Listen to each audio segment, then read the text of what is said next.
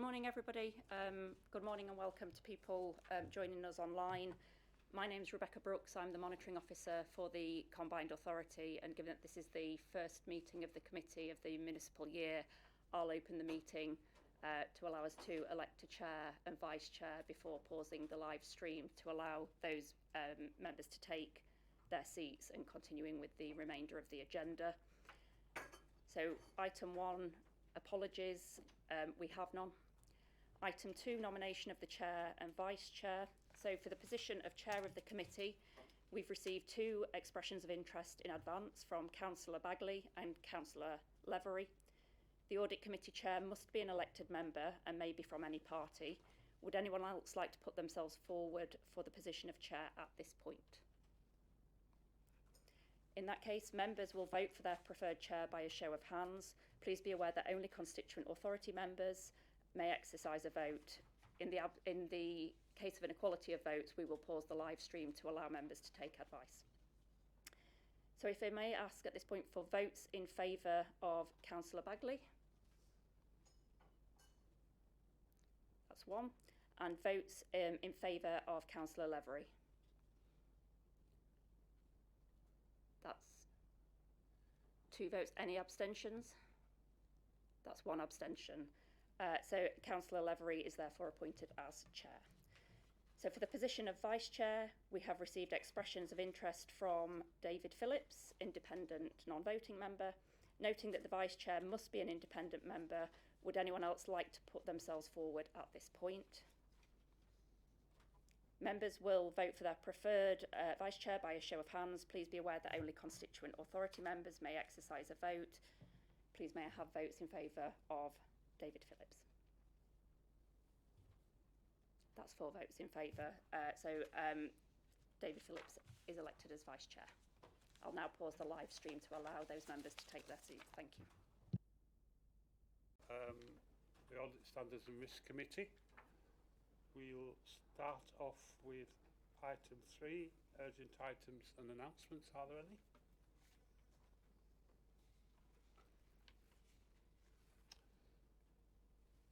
No, thank you. Okay.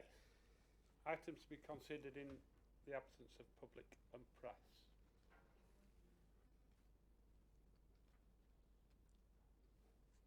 Yeah, Claire? Yes, item 17 is to be considered in the absence of public and press. Thank you.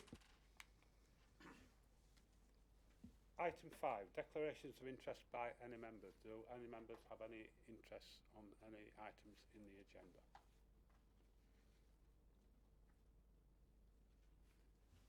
No, thank you. Okay, item 6, report from and questions by members. Have we any members' questions? No. Item 7, questions from members of the public.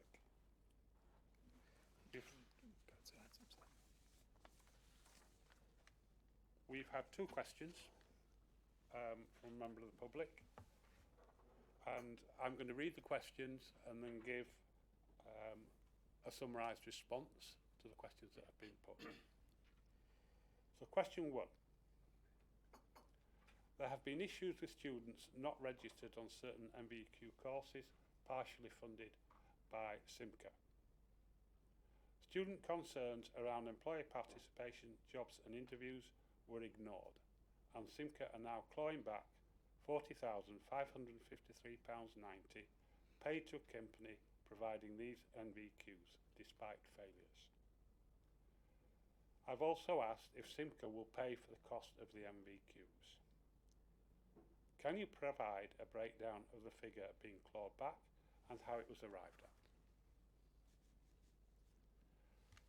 So the £40,553.90 subject to clawback is comprised as follows.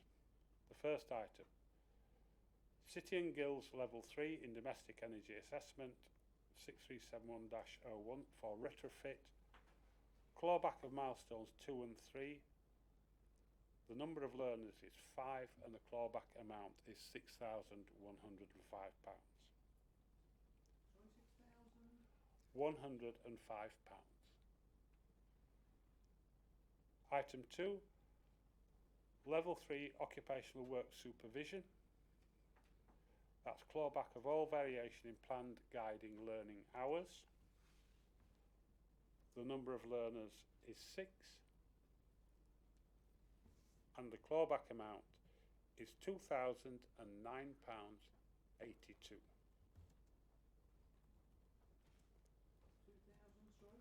£2,009.82.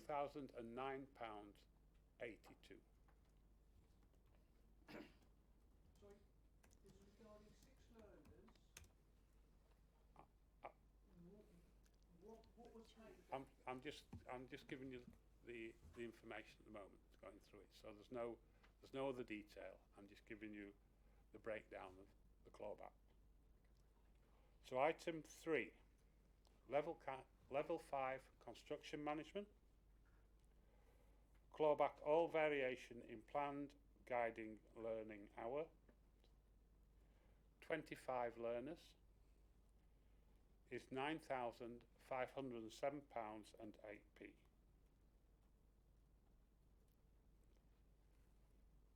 And item 4,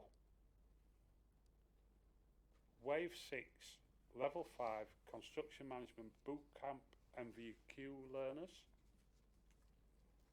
That's clawback of milestones 2 and 3. The number of learners is 16. Sorry, how many? 16. 60. 16, 1 6. And the clawback amount is £22,932.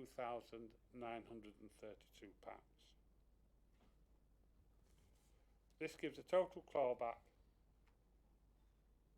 of £40,553.90.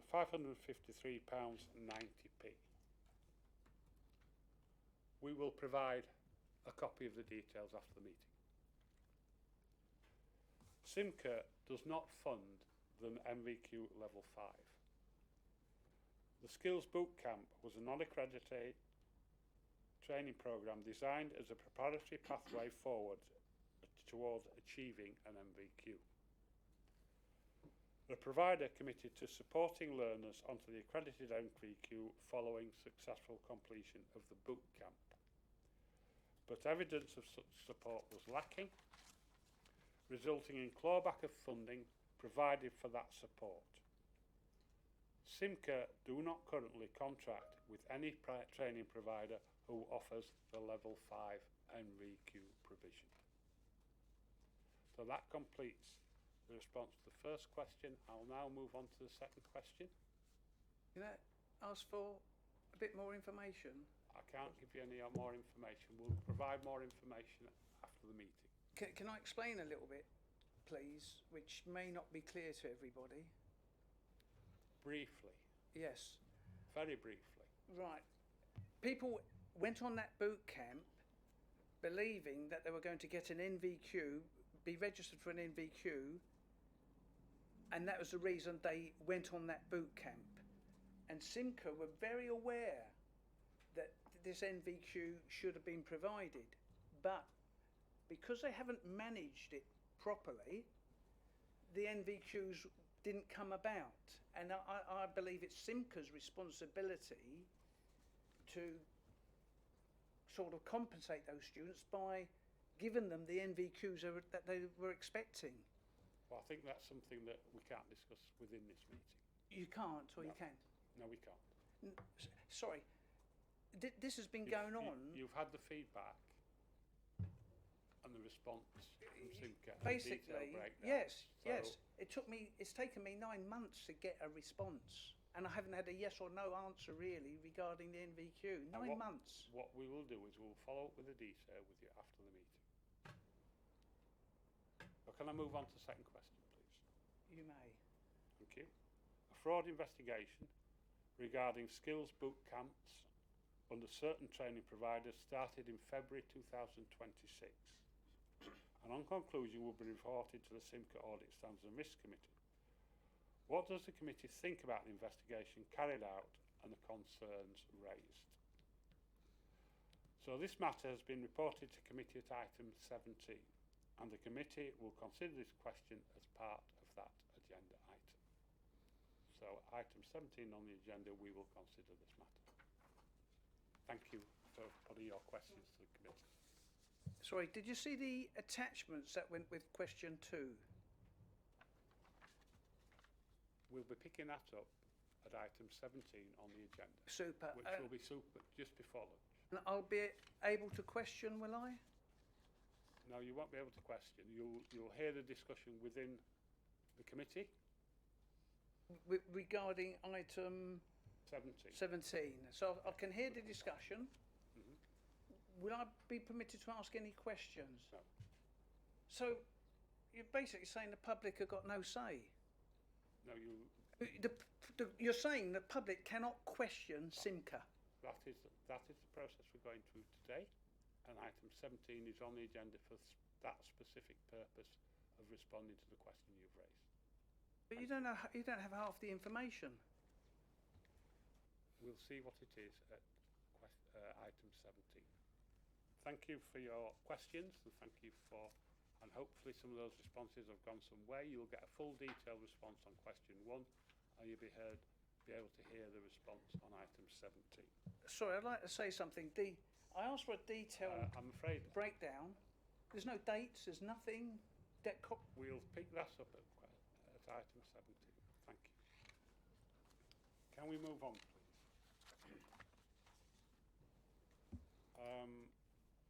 To item 8, which is minutes and actions of the previous meeting held on the 3rd of March 2026. We'll do it page by page, or? Yeah, okay.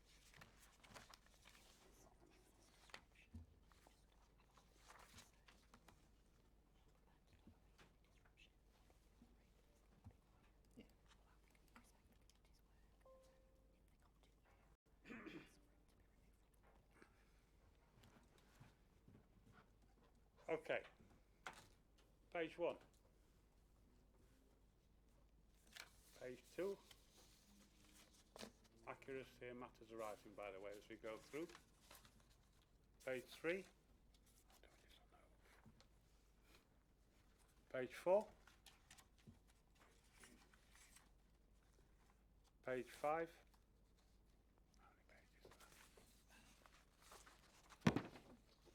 Page 6. Page 7. Page 8. Page 9. Page 10. And page 11. Can we accept them as an accurate record of the meeting? Thank you. On to item 9. Terms of reference. And Claire, will you pick this one up, please? Thank you. Thank you, Chair. Good morning, everybody. So, as this is the first meeting of the municipal year, this report provides an opportunity for members to familiarise or re-familiarise themselves with the terms of reference for the committee, noting that any changes to the terms of reference would have to be recommended to the MCA board. So, with regard to the terms of reference for the Transport Risk Working Group, the group reviewed these at their meeting on Monday, and some small amendments were suggested regarding titles and things like that. However, there is an opportunity for the committee to suggest any further refinements or to consider any substantial changes that would strengthen oversight and assurance, but I'll perhaps let Paul, as chair of that group, comment on that if he wants to. Thank you. Thank you very much for that, Claire. Yeah, the minor amendments we're going to put in were things like asking for people to attend if required, as opposed to having to attend, so that we can make best use of officers' time.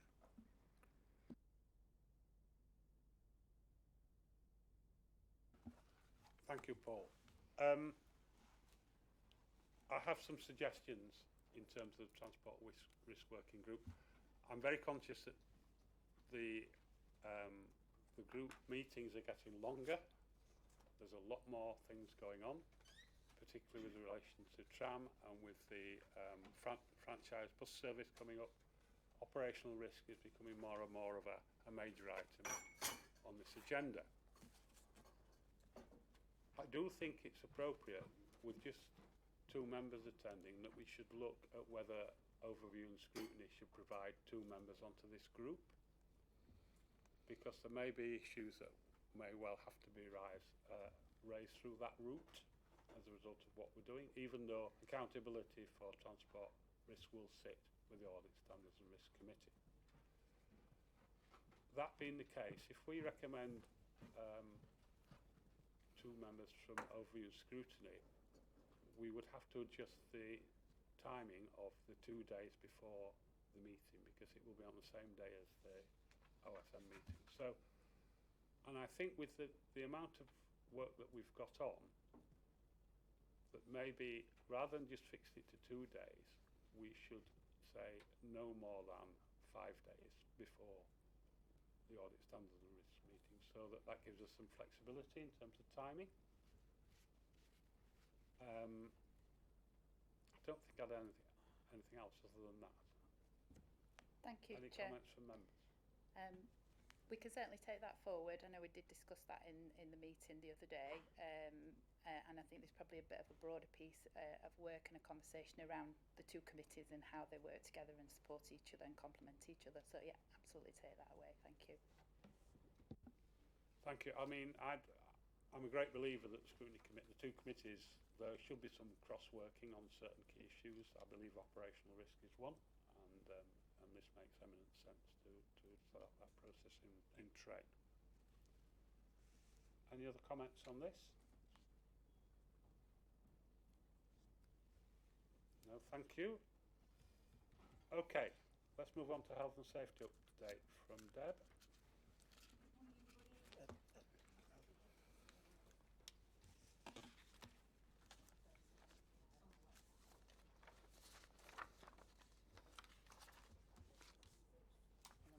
Lights on, you can be heard, and when you're done. Thank you very much indeed.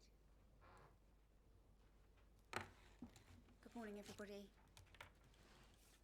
I am the incoming head of health, safety, and well-being, and I have a précis report for you all this morning. So, the key positives that I take away and provide to you this morning are that there have been 0 accidents, incidents, and near misses which involve SIMCA staff and SIMCA contractors during the reporting period.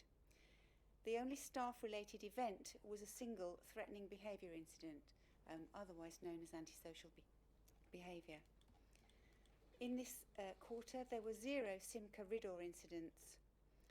Crime and disorder incidents reduced slightly from 35 to 34 quarter on quarter, with significant reduction in vandalism, instances falling from 168 down to 85, a reduction of 83, which is almost 50%. This is one of the strongest positive indicators within the report.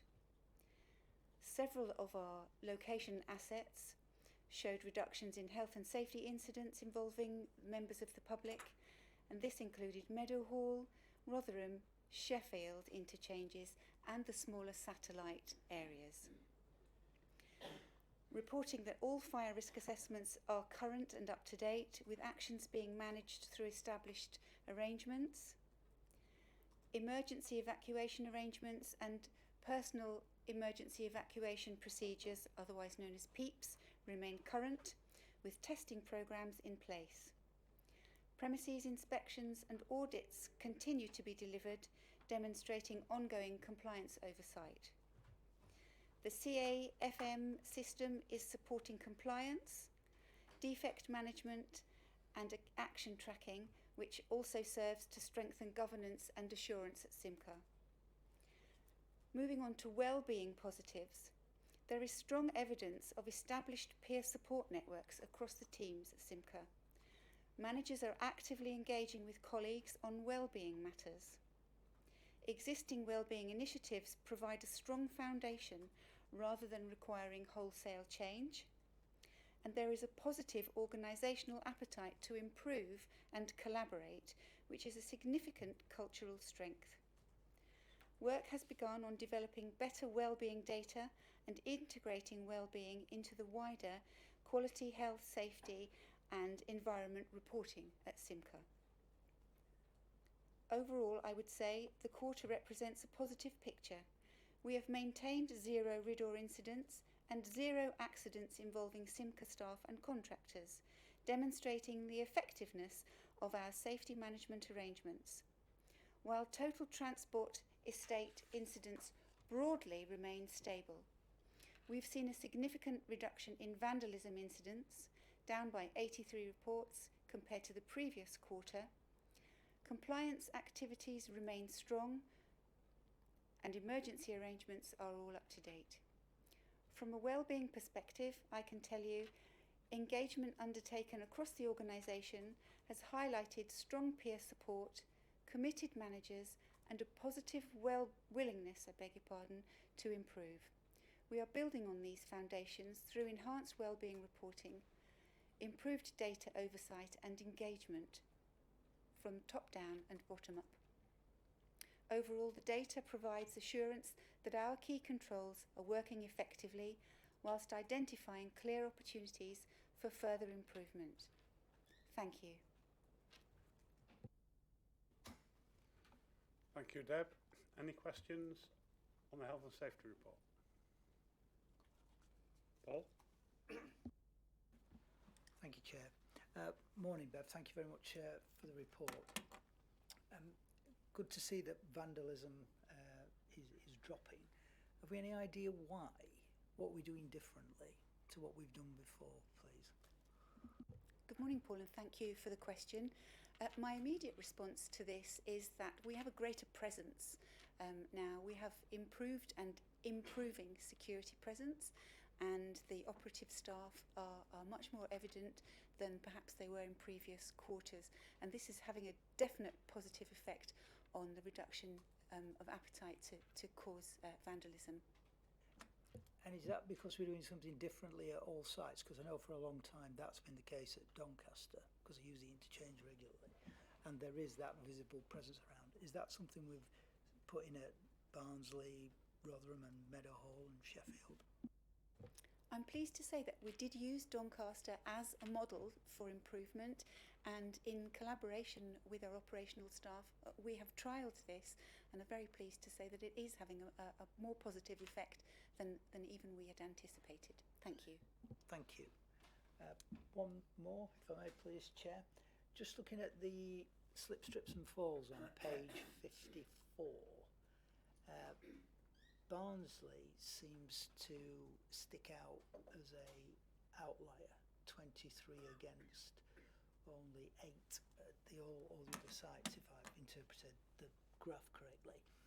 I seem to recall when we've discussed this before at this committee, there's been a problem identified with the floor covering there.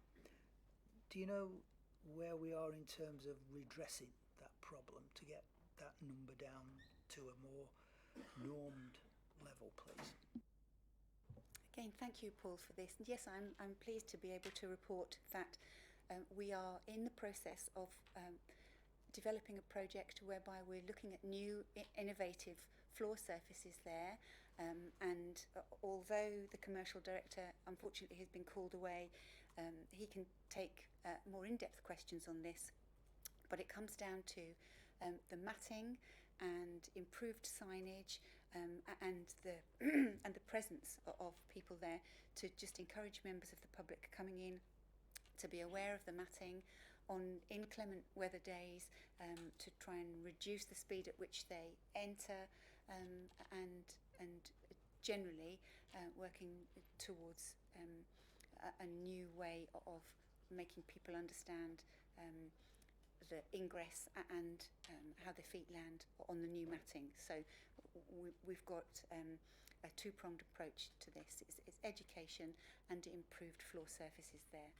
And do we have a time scale for when that project's going to come in? I'm afraid because the director has been called away, that's something I can't answer, but I know that he will respond fully to you.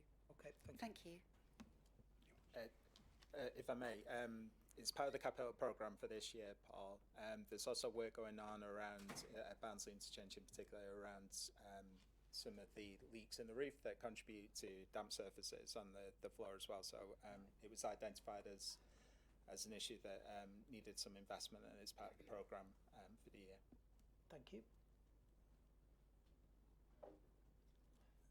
Thank you very much for this report.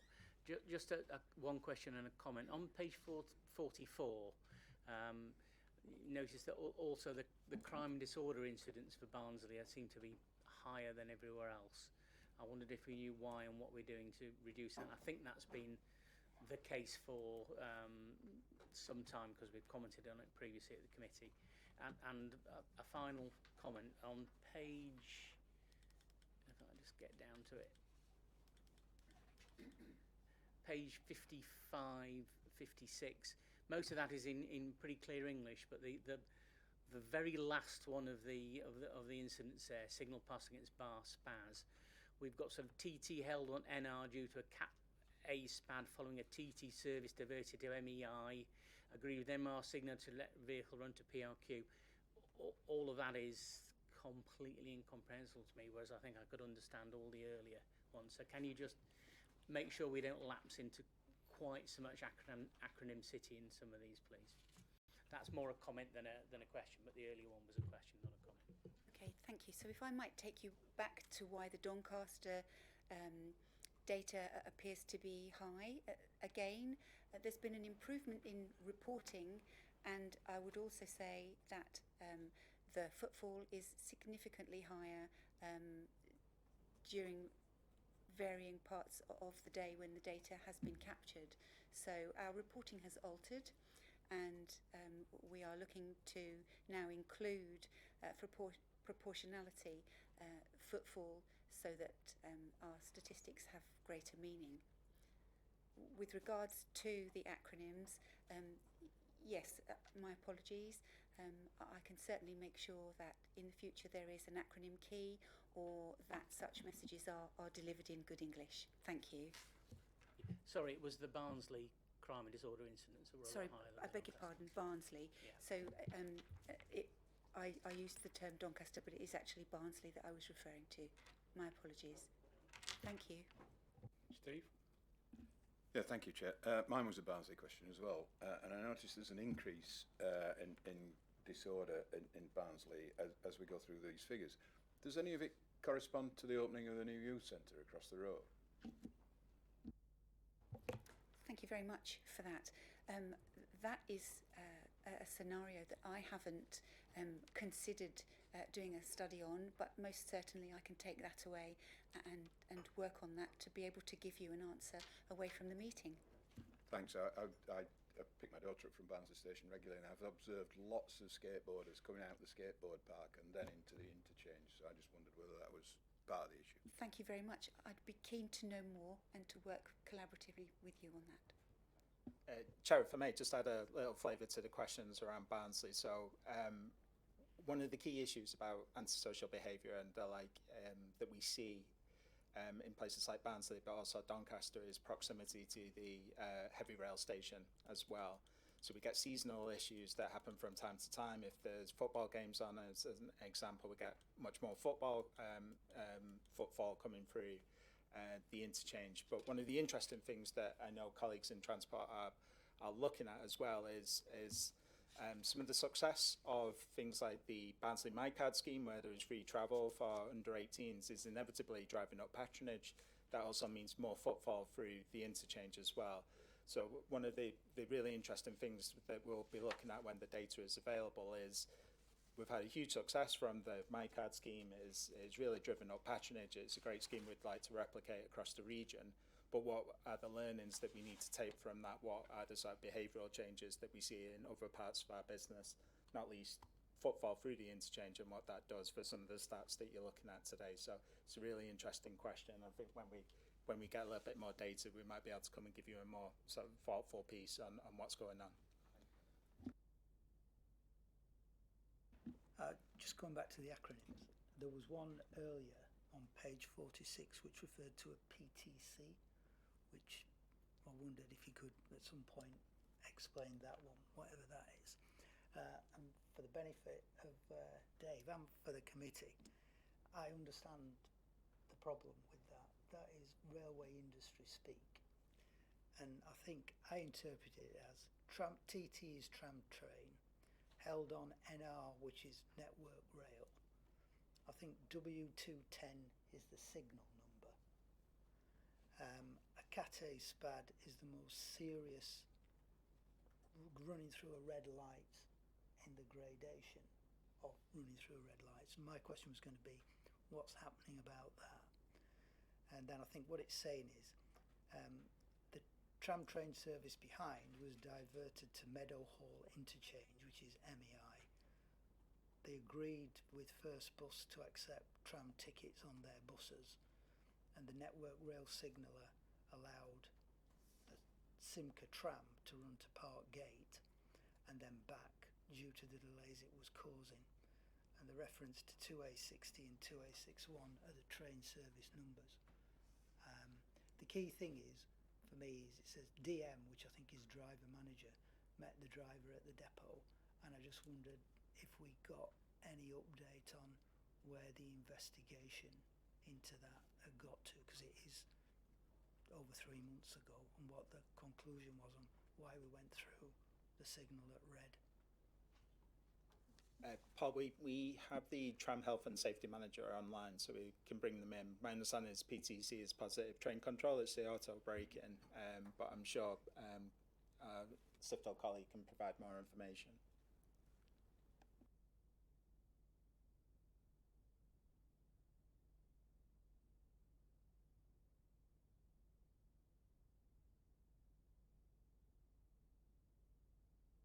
Hi, is he in there?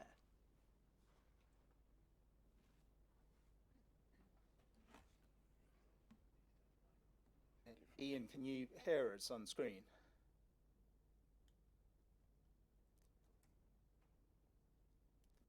Yeah, sorry, can you hear me or see me? Yeah, we can now. We've got you now, You can. Ian. Ian, we've Sorry got about that, yeah. a number of specific questions on tram health and safety. If Paul could repeat the question, maybe, and you could contribute, that would be appreciated. Yeah. Sure. Thank you, Ian. It was just, where have we got to with the investigation on the passing the signal at red? Are there any lessons to learn from that? Yeah, absolutely. Absolutely. So ultimately that was a communication error, a misunderstanding between the driver and the signal box. So the driver was given permission to pass a signal on red effectively, and to proceed to the next signal. That was the instruction from the signal box.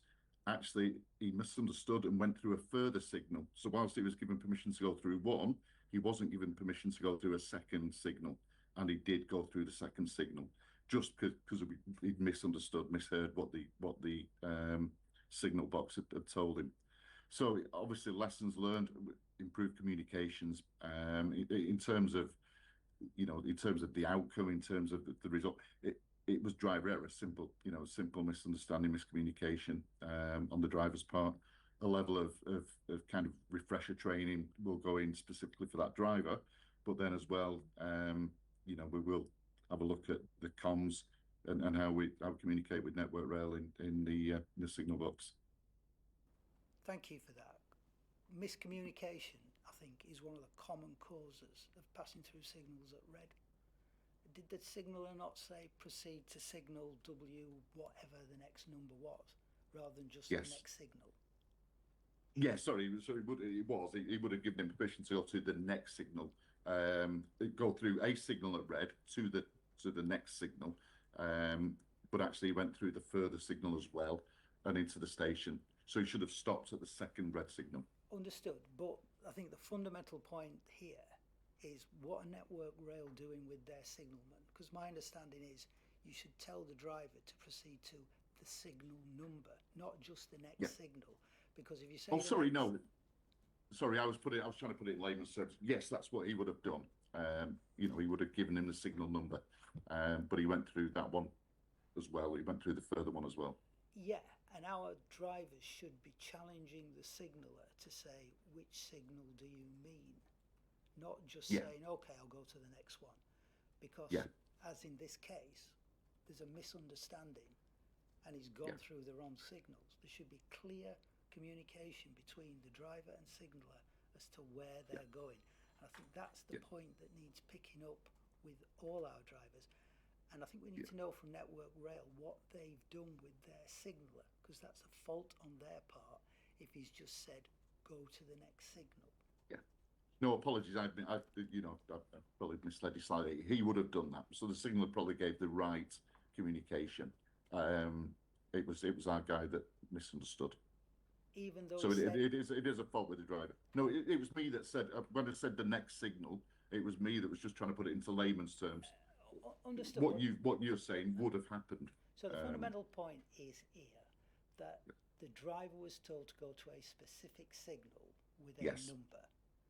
Yes, And he misunderstood and he didn't read the right signal number. correct. Yeah. Fine. Right. And Yeah. that's been picked up. Okay. So Yes. that's good. Understood that. Thank you.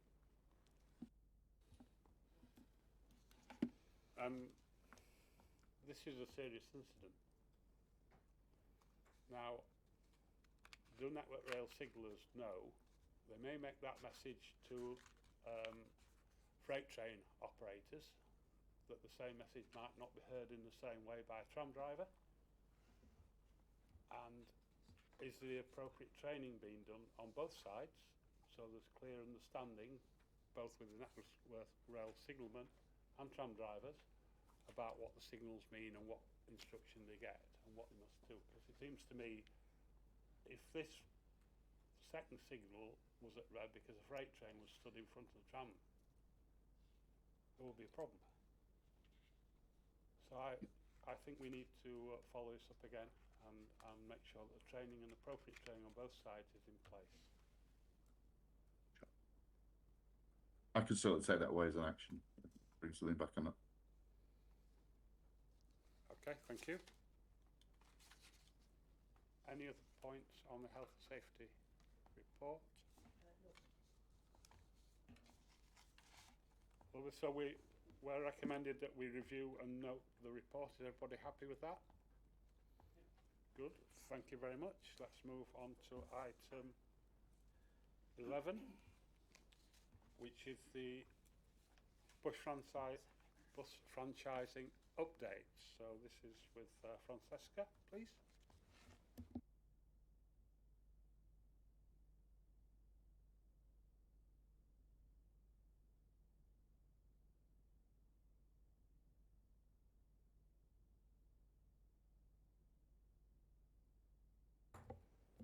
Morning, everybody. So I'm Francesca Drydale, the Programme Delivery Lead for Bus Franchising, to give you an update this morning on where we currently are with all of the different aspects. So the overall, the bus franchising programme is delivering at pace and to time. We've recently delivered key milestones, which is to do with the operator, fleet procurement, and also the depot purchases and electrification. So the future delivery focus basically remains on delivering the first franchised service by September 2027, and that's following the MIS franchising decision. So if I go into a little bit more detail about each of the areas that are in the paper. So the operator procurement update is we concluded the pre-selection questionnaire. We had strong market interest with 19 submissions from 10 different operators, and this was then shortlisted to 6 shortlisted bidders for each of the franchise lot. Olive Grove and Ledger Way. The ITN subsequently went live on the 16th of June, and this will close on the 11th of September. So far now we are moving into concentrating on bidder engagement, clarification question process, and at the moment we've received 109 clarification questions from operators. I think this is a huge achievement in the submissions and the papers that we put together for the ITN. When you consider TFGM had over 2,000 clarification questions. So we've got a process in place where we follow according to procurement timelines. In regards to fleet, this is still an ongoing procurement. We're finalising award papers next week. Then we'll go into a 2-week standstill and announce at the end of July. So our numbers are double-deckers 304, single-deckers 86, so a total of 390, which will be 100% electrification of our fleet. So the manufacture and delivery timelines will start late in 2026 and deliveries planned for mid-2027.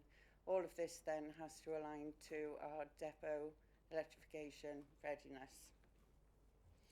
We have had a slight increase in numbers of the buses that we are procuring, but that is because we are accelerating Holbrook by 2 years due to the additional funding that we received from the government. And we're one of the first authorities to be 100% electrified fleet.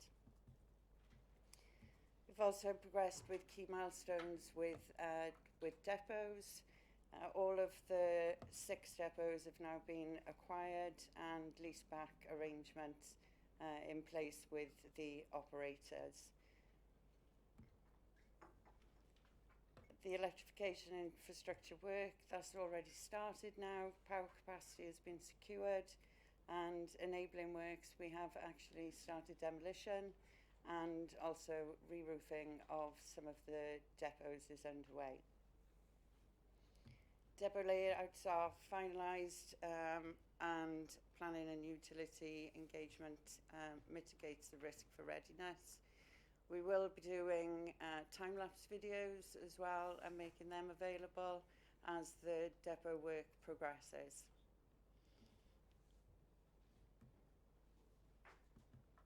So in regards to our current risks, we don't see any significant risks that will stop our going live for 2027 for phase 1. We have got resourcing capacity that we're upskilling at the moment, either through progression within Simca or bringing in specialist support. The fleet delivery, there is a risk there, however, it is being managed and mitigated with supplier engagement, quality assurance, and it will reduce the risk to be able to deliver. We did actually have float in the plan so that we had availability if there was any overrun of the procurement process. So I think our key messages from the bus franchising is the programme has achieved critical milestones on time. As I said, with the fleet procurement is currently a live procurement, so unfortunately I can't give you any more details until the letters have gone out and we've gone through that 2-week standstill period, and we'll announce it, like I said, at the end of July. Also, like I said, we've done really well and we've done really well with the depots, and we were ahead of time with purchasing those. We're now going into operational readiness, so we're starting to plan out the mobilisation, which will start after contract award with the operators, which is due at the beginning of January 2027. And mobilisation will take some time, hence we're already starting to plan that out and work out the target operating model for bus franchising. So I think that concludes what I wanted to go through this morning. Welcome any questions. Paul? Thank you very much. Thank you for the report and good progress. towards what is a very important project. In terms of the contract value, have we given any indication as to what the broad level of contract value is to sort of manage people's expectations when they come for the bids? The short answer is yes, we were required to do that as part of the process, the procurement process. I'll have to get back to you on what the estimated value was for each of lots 1 and 2, but essentially, yes, Paul, each franchising lot has the duration of 5 years with an option to extend by 2. So when we were going through the procurement process, we had to publish what we estimated the total contract value to be over that period, and that for exactly the reason you've described, to manage bidders' expectations. Thank you very much. And then second question was going to be in terms of financial support to the project. Have we got dedicated person or persons? Yes, I can answer that as well. So we initially recruited an interim finance lead who reports directly to me. I also have significant involvement in the project. So, for example, I sit on the programme board, and I also support Gareth on the executive steering group, and I also speak to the interim finance lead on a day-to-day basis. Obviously, I know the word interim. We want to ensure that we have permanent support in place, because this project will continue to run at least to 2029 and beyond, when phase 3 goes live. So we have recruited a head of finance who also reports to me, and that lady just started on Monday. Furthermore, we have recruited a senior finance manager, and he will be joining the team next month. So we've built up a sufficient support, I believe, for the time being. Thank you, that's very good. And of course then longer term, there's how you manage the contract. So yeah, and this is the really interesting part. So there are 2 strands to this. The first strand that we talked to the committee about previously is we're going through what we're calling a corporate services transformation program right now, which is just taking a look at what we do, why we do it, the way we do it, for the operating environment that we have today, and then reconfiguring for what we need for the future, and that includes things like franchising. So that work is underway. There is an awful lot that involves finance in that, so we developed out a finance improvement plan. We've got an ERP project that is looking at a new financial system. The one that we have is probably not fit for the future, so that's a key strand of the work. And as part of the actual engagement of the finance team into the franchising projects, but also future state, we've got a future target operating model work stream where we're working with the future client to work out what they need from us and what we need from them, and then how we can develop it out. So we've got support for the here and now, but we've also got support coming in to help us develop what business as usual needs to look like when we've got a wholly franchised network.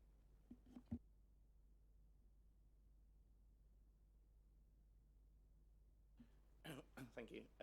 Just wanted to ask about the communication marketing, so for 12.1 in there you've got about the public engagement activities that were done. I wonder how much engagement have we actually received about that, about obviously day 1 improvements going forward and things like that, and how those would then be rolled out across the various phases as well. Yes, so we've got a communications lead, and we've done several engagements through the Simca website, and this includes groups including for disability, to find out what kind of buses are best to suit each disability. We've had really good engagement back from the public on the communications that we've sent out. Anything that is in the public interest will go out, and like I said, especially the fleet procurement, we'll be able to announce that. But at the moment, as far as communications goes, we are enhancing that team. We know that we need to enhance that team, but as far as engagement goes with the wider population within Simca, it's been very well received so far.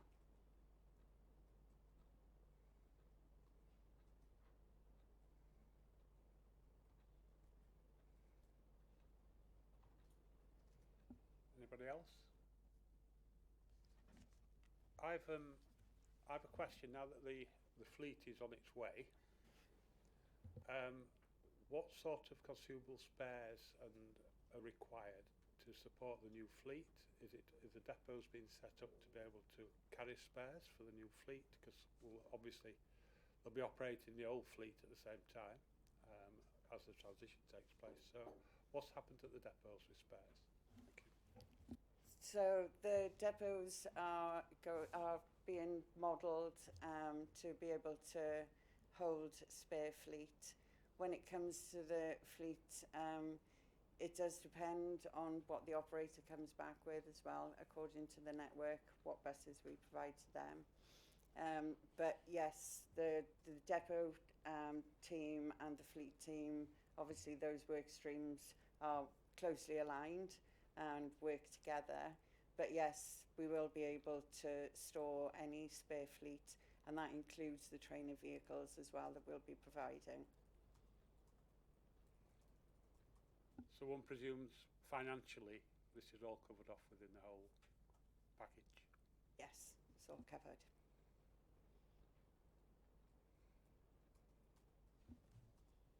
Okay, thanks Francesca. So the recommendation now, we note the report. Is everybody happy with it? That's good, thank you. Thanks very much. Let's move on to item 12. Thank you for your time. And the assurance of the capital programme, and Laurie's taking this one up.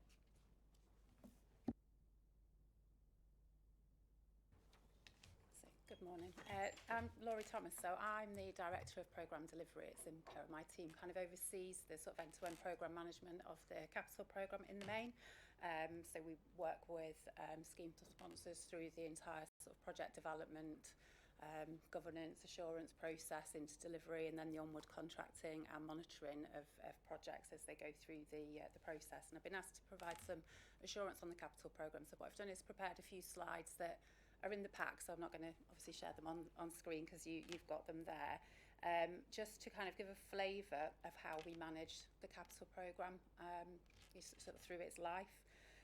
The first slide in the pack just gives a little bit of an overview of the scale of the capital programme. As I'm sure you know, it's kind of been growing over recent years. It's made up for the first time this year of the integrated settlement. There's quite a significant amount of investment coming in from there, but we also have existing programmes that we're delivering, so things like the Brownfield Housing Fund and the Gain Share programmes, which are ongoing, and a lot of that is in delivery already. I think there's currently over 200 projects in delivery stages and 90 projects that are in development, and that means that there's active business case development taking place on those projects. So I think just for some context, it's probably helpful to explain, you probably already know, but just to sort of reiterate how we receive funding into the MCA. And as I said, for the first time this year, we have been awarded the integrated settlement, which gives a little bit more certainty and greater flexibility than we've previously had over funding programmes. Previously, funding programmes have come in a number of ways.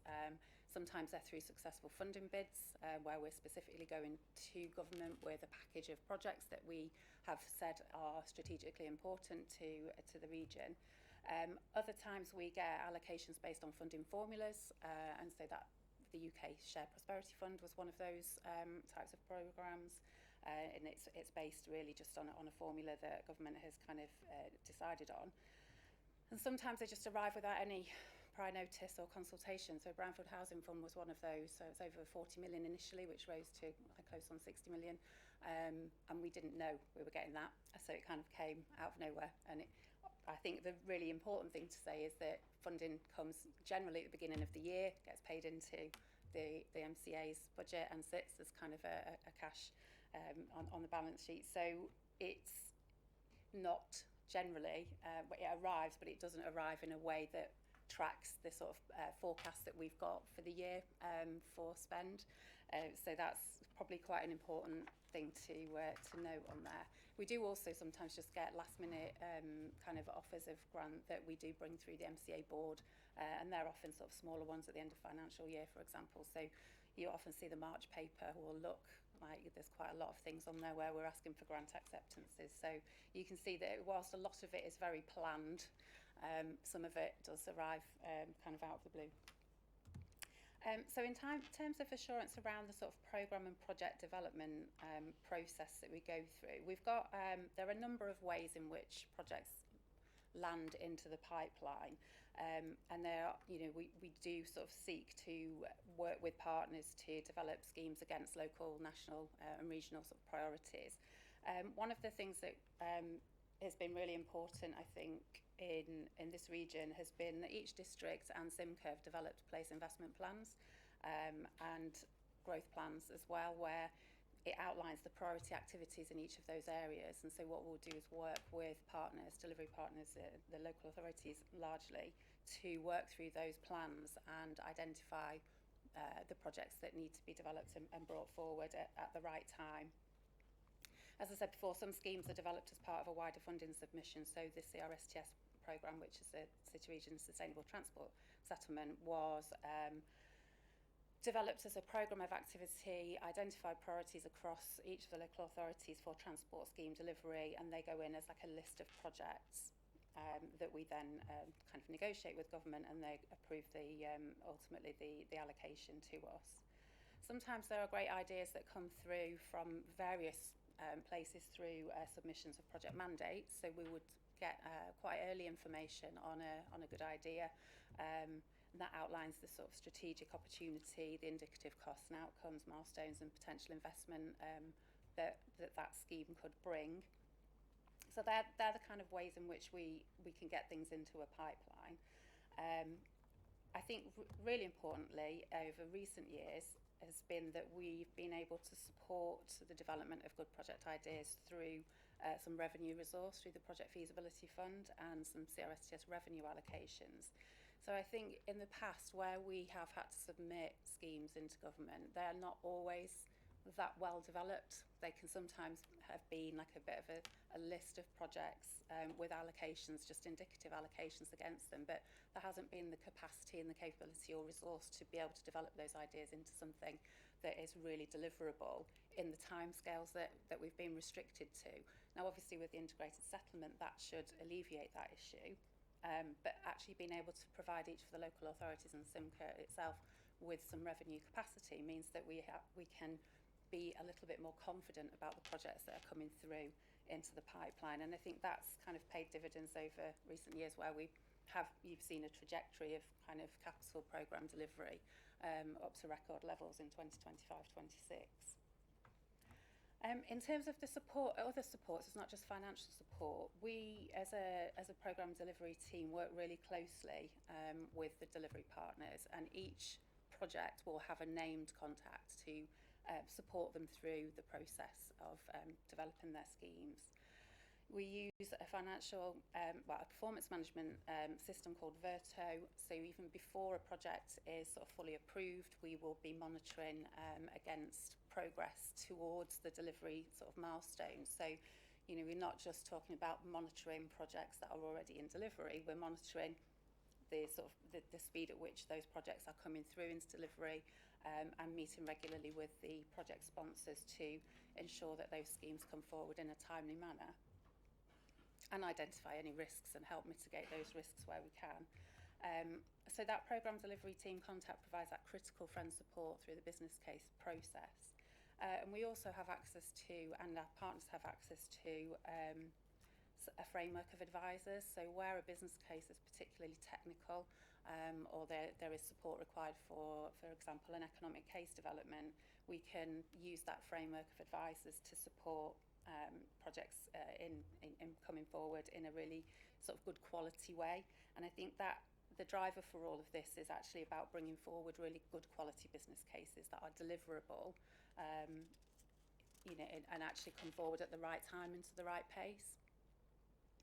I've included a slide in there which just shows the assurance process pipeline, so that just sort of solidifies the sort of phases of the development, the gateway stages that projects go through, and then how we sort of monitor it and get into funding agreements beyond that. We also then obviously undertake sort of evaluation and learn the lessons so that that informs future scheme development. I think having said all that, there are external delivery challenges. You know, you will all know that clearly inflationary pressures are one of the big things that over recent years, you know, with various conflicts has been a really big issue. That increases costs, can delay supplies, and clearly has a knock-on impact on the delivery timescales for some of our big schemes. Challenges around partner capacity and capability, and contractors availability. You know, there are, when we've got big programs that need delivering within a window, you've got limited number of contractors, which can drive up prices. So that also it has an impact. We are often at the mercy of statutory undertakers. You know, we can often only go at the pace at which they go, and so we are reliant on those external bodies to sort of, you know, keep to the timetable. And sometimes public consultation, you know, the local authorities will do public consultation on a variety of projects, and that can cause scope changes, delays in the delivery, or in the bringing forward of projects into delivery. And that's absolutely right. That's, you know, public engagement is important in developing these schemes. And we do sort of mitigate as much as we possibly can through the active development of the investment pipeline, and working, as I said, with partners. But, you know, as I say, clearly there are external factors that impact. Just coming on to sort of the performance management. So once we have got projects on a pipeline, as I say, we will monitor things through development and into delivery and beyond. We monitor quarterly. All projects will submit highlight reports accompanied by financial claims for those that are in delivery. Costs and outcome forecasts, risks, milestones, delivery data are all regularly updated within the Virto system. And this project level information from all of those schemes enables us to have that greater oversight of programme level delivery, and allows us to make recommendations around programme management. So, for example, if you've got some schemes that are slipping and we've got a deadline to spend funding, we can look at that pipeline, bring things forward, and that is something that we actively kind of monitor and work with partners on throughout the delivery of the programmes. There is opportunity to de-scope and rescope schemes that are coming in too high cost, to potentially phase the delivery of projects, and they're all things that we've done over recent years in the capital programme delivery. The integrated settlement allows us some greater flexibilities with our funding, so that will help alleviate some of that as well, because where we have got particular issues in delivery, we can look to the rest of the programme and move funding around, you know, through the right, obviously, assurance processes. So that does give us flexibility that we haven't necessarily had before. It's been very prescriptive. You know, if it's a brownfield housing programme, it has to deliver brownfield houses on brownfield land. That's it. Whereas, you know, with the IS, we can actually look at where we're struggling to deliver and move things around a little. So the finance and the programme delivery teams will work together to review projects and programmes on an ongoing basis. We have quarterly budget forecasts are prepared based on the performance information that we get from the delivery partners, and that is validated through the finance function as well. We also apply optimism bias where we can to the forecast, and that will depend on the degree of maturity and delivery confidence of the programme. All of that performance information gets fed through to our performance board, which is a fairly new forum as part of the sort of governance arrangements. It's been operating probably since about the autumn last year, and this is where we will take the oversight of programme and project performance. We can review progress against the outcomes, including the commitments that we've made to government on the integrated settlement. You know, how are we performing against those? It is a really safe space, I think, for project and programme leads to be able to raise issues, bring highlight reports, get that constructive challenge, and oftentimes that support in some solutions. That board scrutinises risks, looks at issues and interdependencies across the portfolio, continues to seek that assurance that programmes and projects are delivering good value for money, and it makes recommendations on the use of the funding flexibilities that I've just talked about. I think the last couple of slides, I just thought it would be helpful to bring in the work that we're doing to make improvements to all of that. We had an integrated settlement readiness assessment conducted by PwC earlier, was it at the beginning of last year, or through to the beginning of last year, where they rated us as building to embedded across a number of areas that we need to kind of, work on. They looked at a really wide range of activities, and part of that was about the financial and performance management of our programme. So what I did was just left at the end a slide in there just outlining the things that are the work-ons over the next some 6 months, year, and then into the entire sort of settlement period, so that you can see that there actually are recommendations there that we are working through, things like improving forecasting with partners, that kind of thing, and integrating our risk and performance information reporting. So it's not perfect, but it's kind of, there are a lot of things that we can make better over the coming integrated settlement period. So I'll leave that there. If there's any questions, I'm happy to aim to answer them, or rely on finance colleagues if it's a finance question. Thank you. I'll ask one really quick on that last slide you talked about on page 81.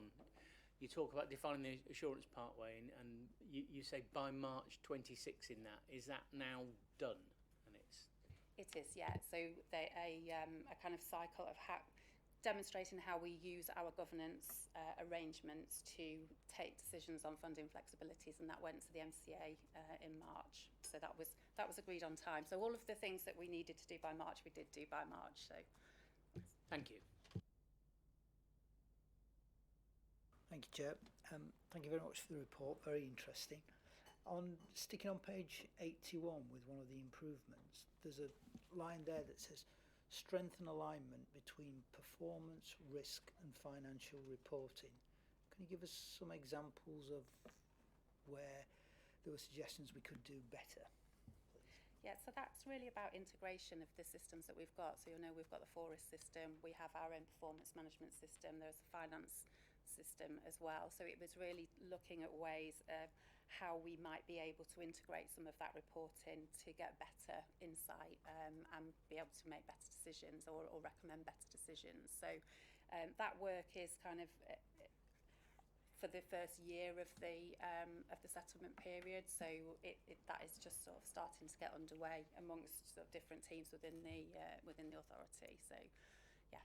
Well, Paul, if I may, one of the things that you will note if you were to look at our financial reports, and it's a very simple thing that we're starting to do, is to provide opportunity and risk registers alongside both our programme performance reporting and our financial reporting, just to highlight and draw out where things that we are concerned about that might be of a performance flavour but also a financial reporting flavour.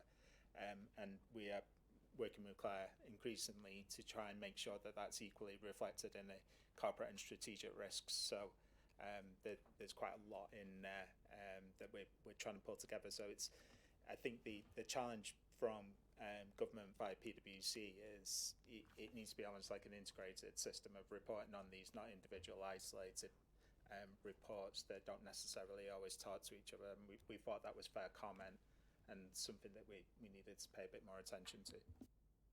Yeah, that's always a risk when you've got multiple systems. They never tell you the same number. And they're often prepared slightly out of sequence to one another. So things tend to move on from, say, when the risk reporting was done to when financial reporting is done, and then you get performance reporting coming at a slightly different time, and that's quite a difficult nut to crack. But we're having a good go at it at the moment. Good. Right. Thank you. Can I ask a couple of others, or did you have one, Dave?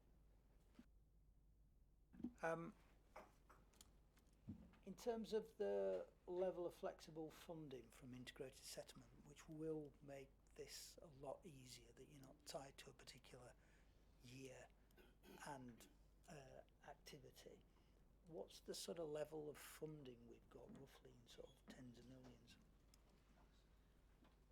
So the integrated settlement is subject to the flexibility is about 1.4 billion for the period between 26-27 and 29-30. Yeah.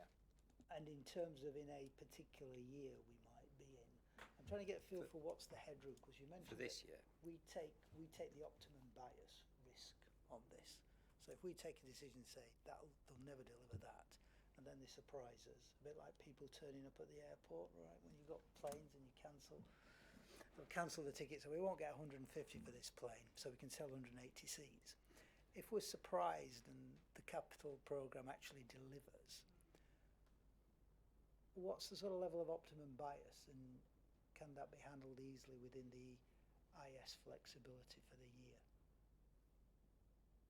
Yeah, so I guess in managing optimism bias, the two things we need to be conscious of is not spending beyond our overall allocation, and then managing the cash flow implications of people outperforming our expectation. When we get to the Treasury Management Report, you will see one of the benefits of what Laurie said about grant being paid up front is that cash sits in our bank account. So we assume that it won't be spent, but if it's spent, it's there. As part of our treasury management practices, we always keep a sizable chunk in fairly liquid accounts so that we can access it if indeed people do exceed our expectations. It doesn't happen often, but if you were to look at our outturn reporting that went to MCA board, we are flagging that quite a few schemes did exceed our optimism bias assumptions by the end of the financial year, which is kind of great.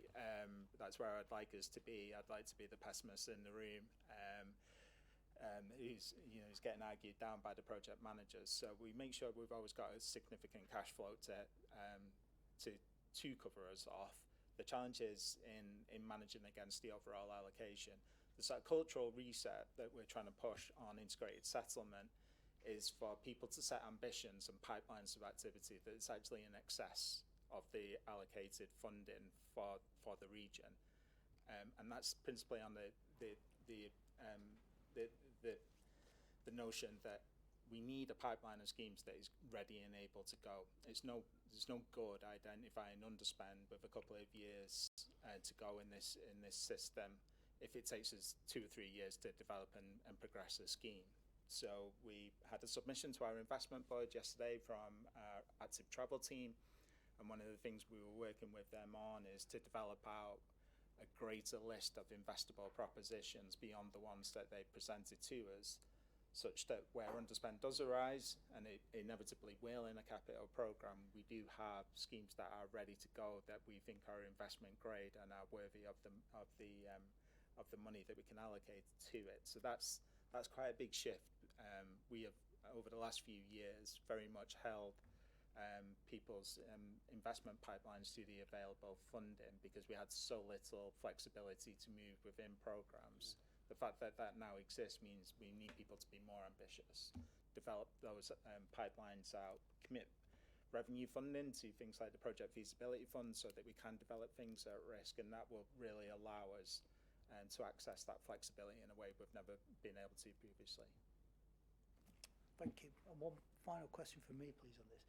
Have we ever analysed the cause of the underspend on the capital programme by those headline numbers you gave of contractor performance, optimism bias, inflation, whatever?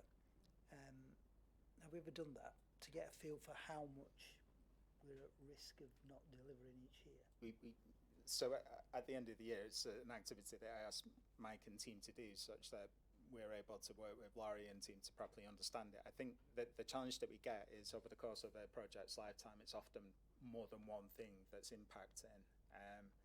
So the last few years, the biggest issue by far has been inflation. So cumulative construction index inflation is running over 20% between 2020 and 26. If you tracked Bank of England target inflation, it'd probably be around 10-12%. And that has blown loads of things out of the water. That's not just a pricing issue, though. What that requires is scheme redesign. Scheme redesign then sucks up capacity in the system. That means that we can't get to the other projects that are on the pipeline, and it inevitably leads to displacement. We then get pressures because we need to procure consultants or technical support to do redesign. That redesign then leads to public engagement issues that Laurie's referred to. It then loops back round governance processes to test with people like that are sat around this board around whether the projects are still appropriate. So what we get into is almost like a snowball effect of challenges in this, but there was always, an issue at the start that created that. So it's often incredibly difficult to say this has slipped simply because of one factor.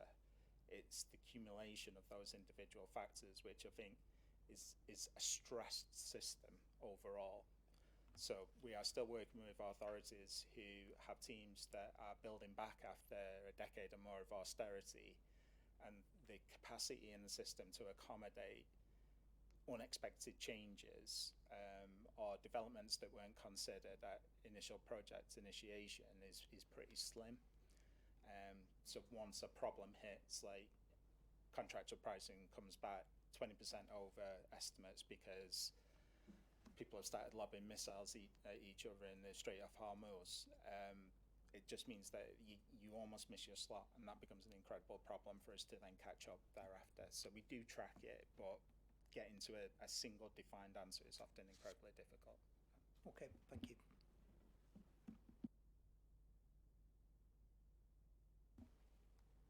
Yes, Jamie? Bill, thank you, Chair. Just wondered about, I guess, Gareth, on your comments as well, about how much sort of contingency do we keep in the budget for things like this happening as well? Because obviously we talk about capital programmes and slippages occurring in them, and costs are only going one direction on that. Is that baked into the business planning stage, or do we have an additional contingency on top of that as well? So as part of Green Book processes, the good project management requires you to set out contingency and QRA, quantified risk allowances. Mike, do you want to bring that to life with an example? Yeah, so I recall about 6 years ago, for example, Councillor Bagley, when we were pulling together the outline business case for tram asset renewal, exactly as Gareth says, for the £100 million worth of scheme, I think roughly only about 84 million was around direct capital delivery. The rest of it had two separate elements. It had the QRA, the quantified risk assessment, and that was scientifically undertaken through a series of workshops, looking at risks, trying to quantify them, look at mitigations, and then say, right, residually, how much do we need to set aside? And then we also had a general inflationary amount, roughly 10%. So again, as you could probably imagine, when we originally pulled together the OBC back in 2019, actually, COVID then came along, and then since then, as you know, we've had rocketing inflation. So that inflationary allowance has gradually been absorbed into the work packages, and I guess you have to look at it. It's not always you've got a general rule of thumb of say up to 20% perhaps, but it also depends on the level of confidence that the project manager and the sponsor have in a scheme, and that confidence could come from things like up-to-date tender evaluation, so they've got fresh prices, but obviously those prices are only as good as maybe the next 6 to 12 weeks. And to Gareth's point, if we don't keep on top of churning through business cases, getting the approvals, and then obviously getting through contract awards, then those prices drop away and we have to re-tender. But hopefully that gives you a bit of a flavour. Where we've tried to sort of mitigate some of that is we've kind of streamlined some of the assurance process as well. So we get decisions in principle at outline business case now, so that we're not then having to go away and spend a long time developing the next stage of the business case. That outline business case in principle decision gives the project sponsor the confidence that that funding is secured, so that they can then get their prices. So they may well be at, say, 75% cost certainty at outline business case. We need them to be about 95 by the time it's full business case. And it just means that they can quickly go back to contractor at a much speedier pace, because they're not having to come back through the board cycle, which then, if contractors are only holding a price for 3 months and it takes you 6 months to get your next stage business case in, then that's not working and you're right back to the beginning again. So we've tried to sort of look at the different factors that are influencing some of this, and where we can create efficiencies in process, we've also done that, and that's borne fruit.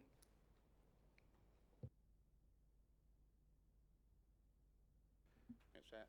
I guess another question is about how do we, I guess, as Simco, ensure delivery of these capital programmes at pace? Because I guess, you know, so we're providing money to other parties as well that are delivering on that.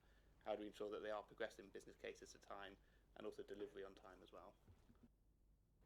So we engage like constantly with the project sponsors, but we've also got other escalation routes as well. So we will have regular engagement. So for example, on the transport programme, we will have monthly meetings with the transport delivery teams in each of the local authorities, and we will go through scheme by scheme those issues and risks potentially with those projects and try and unlock anything that we can and support on that. But we do also then have regular engagement at exec director level through our place liaison meetings. So we will meet with senior officers where they can kind of tell us if there are things that are causing a blockage, or we can kind of raise things that we might be concerned about as well. There's director of finance meetings, chief exec meetings. So there are multiple sort of points at which we support and work with the project sponsors to sort of drive that delivery. And having that sort of hand-holding individual person within my team as well, it just builds that relationship of trust where we can flag issues and sort of get to the bottom of things and try and find mitigations. So all of those things are really designed to try and drive that pace. And where we have had particular schemes that really need to be kind of through a process quickly. There was a few years ago we had a £12 million kind of, I think we had about 8 weeks to sort of turn around an entire business case process and get money out the door. We will put as much resource at that as possible to work with those projects. In that instance, there were 3 projects that we did manage to get through that process to, you know, if there is a particular urgency or issue, we will kind of row in behind it and work really closely together. I think, Laurie, it's also worth saying we've got fairly established processes around how we escalate schemes through to senior people where it's not going well. So Laurie referred to place liaison meetings. That's a meeting I chair on our side that has directors of finance and senior people from each council that we meet once a month. The starting item on every agenda is programme delivery, where Laurie's team provide those updates. But where we're not getting traction or progress, we then take it out. We've got some really good examples with Rotherham and Sheffield in recent years, where we've been able to take a knotty issue and get chief execs around the table with senior officers from each group, and then work out what we're going to do together to progress it. And that's led to some really fruitful progress in recent years. So we've got fairly established routes for identifying early, trying to resolve, but where we can, we take it up the chain and get senior attention onto issues. Thank you. Just to follow on that one, are we getting local authorities to put a much longer plan together, forward view together, so you've got a much better understanding of what's coming downstream? Because it's a bit, I've noticed in Sheffield it can take as much as 9 months to get a gain share fund through on a particular project. And really, if you've got a forward view and you know when the money's going to come, you can plan far better. Yeah, so we are like working really closely with across all of the sort of different themes to build those really sort of strong pipelines. And I think that feasibility funding that we referred to earlier, and the funding, the revenue funding through the transport programme as well, means that we actually can resource that. I think part of the problem has been that there just hasn't been the capacity within the local authorities or here to be able to really build deliverable schemes that are ready to go. And so that has been one of the factors. The sort of growth plan that Sheffield prepared and the place investment plans that the other local authorities have got as well give us a really good sense of the things that are priorities to those areas, so that we can get ahead of that and start to work on those. In Barnsley and Rotherham, we've been and actually with Sheffield as well on the gain share, we did programme level strategic cases, so that we're actually looking at a package of investment. In Barnsley, there's principal towns, and in Rotherham around the Gateway Station. So that strategic case is kind of made early, and then we can sort of support the development of those outline business cases through into delivery in a much more sort of like rational way. Okay, thank you. One other question then. Brownfield Regeneration Housing Fund. I'm very conscious that Sheffield is going through the final throes of its local plan, but then all the other authorities have got new fast-track local plans coming up, which is going to put pressure on brownfield funding. Have we taken that into account and ring-fenced for that? So the Brownfield Housing Fund is actually all fully committed now. So all of the schemes, and Sheffield had quite a number of schemes through that programme. So that had to be committed and in contract by the end of March this year. So that programme is now in delivery. So I think that kind of issue is sort of not really impacting on that programme. In terms of the rest of the housing programme that will come forward through integrated settlement, there's been a huge amount of work with our housing teams. And each of the local authorities, I think they meet as a collective to build that pipeline of activity. So I think where there might be particular risks, I think it's worth officers sort of flagging that early. So part of the integrated settlement was successor funding for the Brownfield Housing Programme that's referred to as the National Housing Delivery Fund and NHDF. It's a slightly different fund to Brownfield Housing, so Brownfield doesn't work for all areas of South Yorkshire. It's really helpful for those areas that had heavy industry above ground, but not so much for those areas like Barnsley that had heavy industry underground. So we struggled at times to find schemes in places like Barnsley and Doncaster that we could put into the Brownfield Housing Fund. The new National Housing Fund is more flexible in that regard. We've got a huge pipeline of schemes that's been developed with local authority partners and with Homes England over the last year. So actually in a really good space. We've got more schemes than we have funding at the moment, so we're in a good place there. Thank you. Any other questions? Thank you, Laurie, for the presentation, and we note the recommendation is that we note your report. Thank you. Okay, on to item 30. It's Ian Bagshaw and the Treasury Outturn report, please. Thank you, Chair. As you can notice, I'm not Ian, but Ian's sat next to me here. So I'm Mike Thomas, the Deputy CFO. I'll introduce the paper. Ian's also here to provide support, and massive thanks to Ian. So as well as his Chief Accountant role, he's also our Treasury Manager, and it's with thanks to him for preparing the report. Before we get into that, I suppose it's just worth adding a bit of a preface. So I suppose most people around this table would assume Treasury management's a bit of a technical financial discipline, and yes it is, but in reality what it's really about is risk management and stewardship of public money. And so it's really about how we governance cash, investments and borrowing, and how we make sure that the authority remains financially resilient and it's able to deliver its priorities, and it's protected from unnecessary financial risk. So for this committee, as with any audit committee at your local authorities as well, the key consideration here is not simply the level of investment returns achieved or the amount of borrowing undertaken, but it's about whether the governance and the controls and the risk management arrangements around all of those activities, they're robust and effective. So, and that I think is reflected if you look at the terms of reference in more detail for this particular committee, as was discussed earlier on the agenda. So because Treasury management is actually such a critical part of stewardship of public money, it's heavily regulated. And so we have the capital financing regulations from central government, we have the Prudential Code, and we also have things like the SIPFA Treasury Management Code. And the Prudential Code, for example, stipulates a lot of reporting requirements, and that affects the reports such as this that we bring to the committee, and the prudential indicators, for example, that you'll see in the report. In terms of risk management, there are a few types of risk for committee members to be aware of that are associated with Treasury management. So to give a couple of examples, there's counterparty risk, so that is where money is invested. We've got interest rate risk. I think we've touched on this already, but this is particularly challenging in the current environment because interest rates are heavily influenced at the moment by events in the Middle East. and that has a knock-on impact on inflation, economic uncertainty, and volatility in the financial markets. We've got liquidity risk to consider.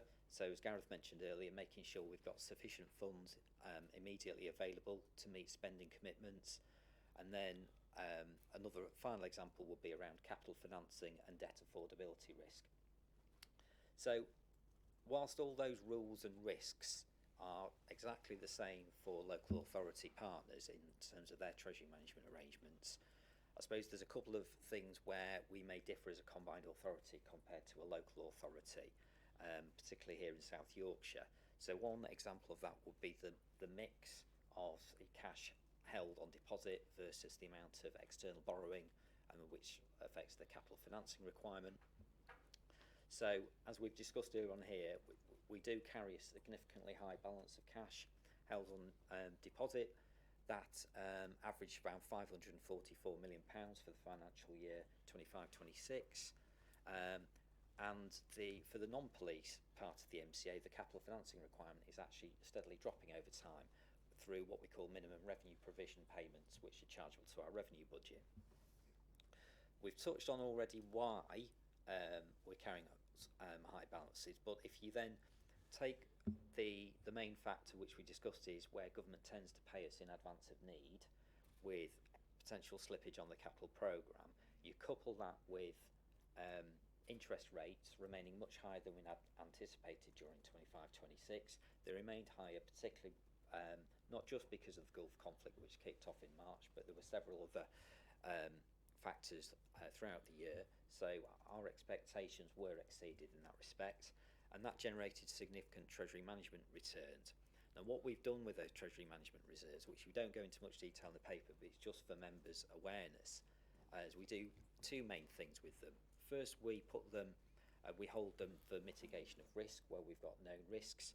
So we've talked to this committee in the past, but for the benefit of new members, one of the major risks we've got to consider when franchising goes fully live is that we'll be adopting a heck of a lot of commercial risk, the ticket revenue risk, for example. Before we even get to that stage, we've had to work out how do we finance the transition project, which Francesca talked about earlier. And then we've also got in our risk register around capacity to deliver generally and the organisation's capacity. So building up sufficient reserves to cover capacity and capability. And those are cracking examples, I would say, of where treasury management investment has been used to mitigate risk, which this committee will be familiar with. So just the same as your authorities, when we're undertaking that investment activity, we follow all the guidance around the key principles and what we take into consideration first. So security, we talked about already, liquidity, and then finally yield. And in terms of borrowing, what we've always got to do is make sure we strike the right balance between support for strategic investment priorities against affordability and sustainability. So in terms of the Treasury Outturn report, this report has been prepared for two committees, for this committee and also for the MCA board, which will be approving it alongside the Outturn report, which covers the full financial performance for 25-26 for the revenue budget and the capital programme. And I think that's going on Tuesday next week, isn't it, Gareth? So when you look at the appendix, it may say the MCA board is asked to consider. We've used exactly the same appendix.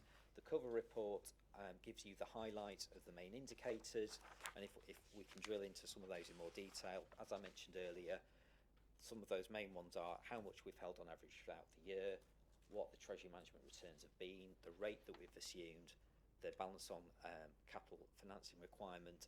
And what we've done is we've tried to make it as clear as possible that where there's a police fund with ring-fence funding to support it, we show that completely separately to the MCA non-police general fund balances. So hopefully that gives members a quick bit of an overview. Happy to take questions and comments. Thank you.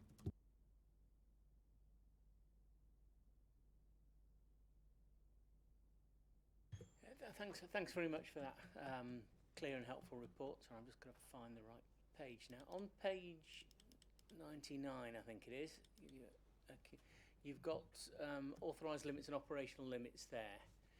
And the other long-term liabilities are down as being £1 million more than the limit on the top two tables. The question, am I misreading something, or what's happened there? Which table specifically is it? It's page 99 of the pack, and Right. it's table 6. Table 6.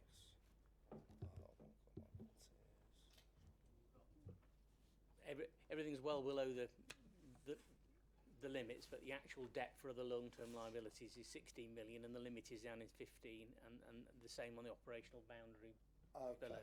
I'll have to go back and check that figure. It might just be a rounding, but I'll go back and check it. Sorry, other long-term liabilities, there is the PFR liability, so it just might just be the measurement of it, but we'll check that out. It's only tiddly, but presumably you should be below the limit, not above.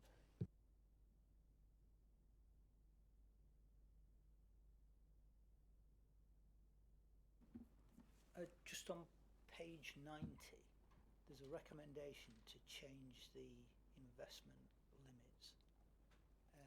Apologies if I've had a man look for them in the report, but I couldn't see where we would, what the new values would be. I think it's recommendation 3. Approve the increasing the limits on long-term investments having regard to the revised forecast level of core. Yeah, that's because the year-end position was different to when the original limit was set. So basically, the limit was set at 297 million in the TM strategy, and the request is that it's increased to 444 million, and that's because the year-end position was sort of more advantageous.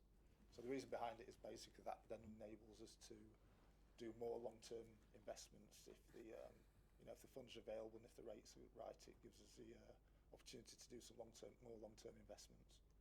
That's fine. Thanks for the explanation, Ian. And is that specific proposal to increase it to 444 in the report? Yes. I'm not sure which page it is on your pack, but it's Very on there. Yeah, okay.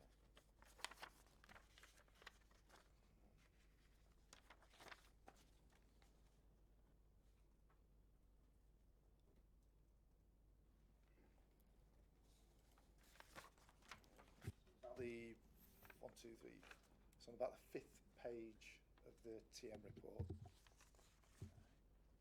just after the big table on core funds. Okay, I'll be able to find that. Thank you.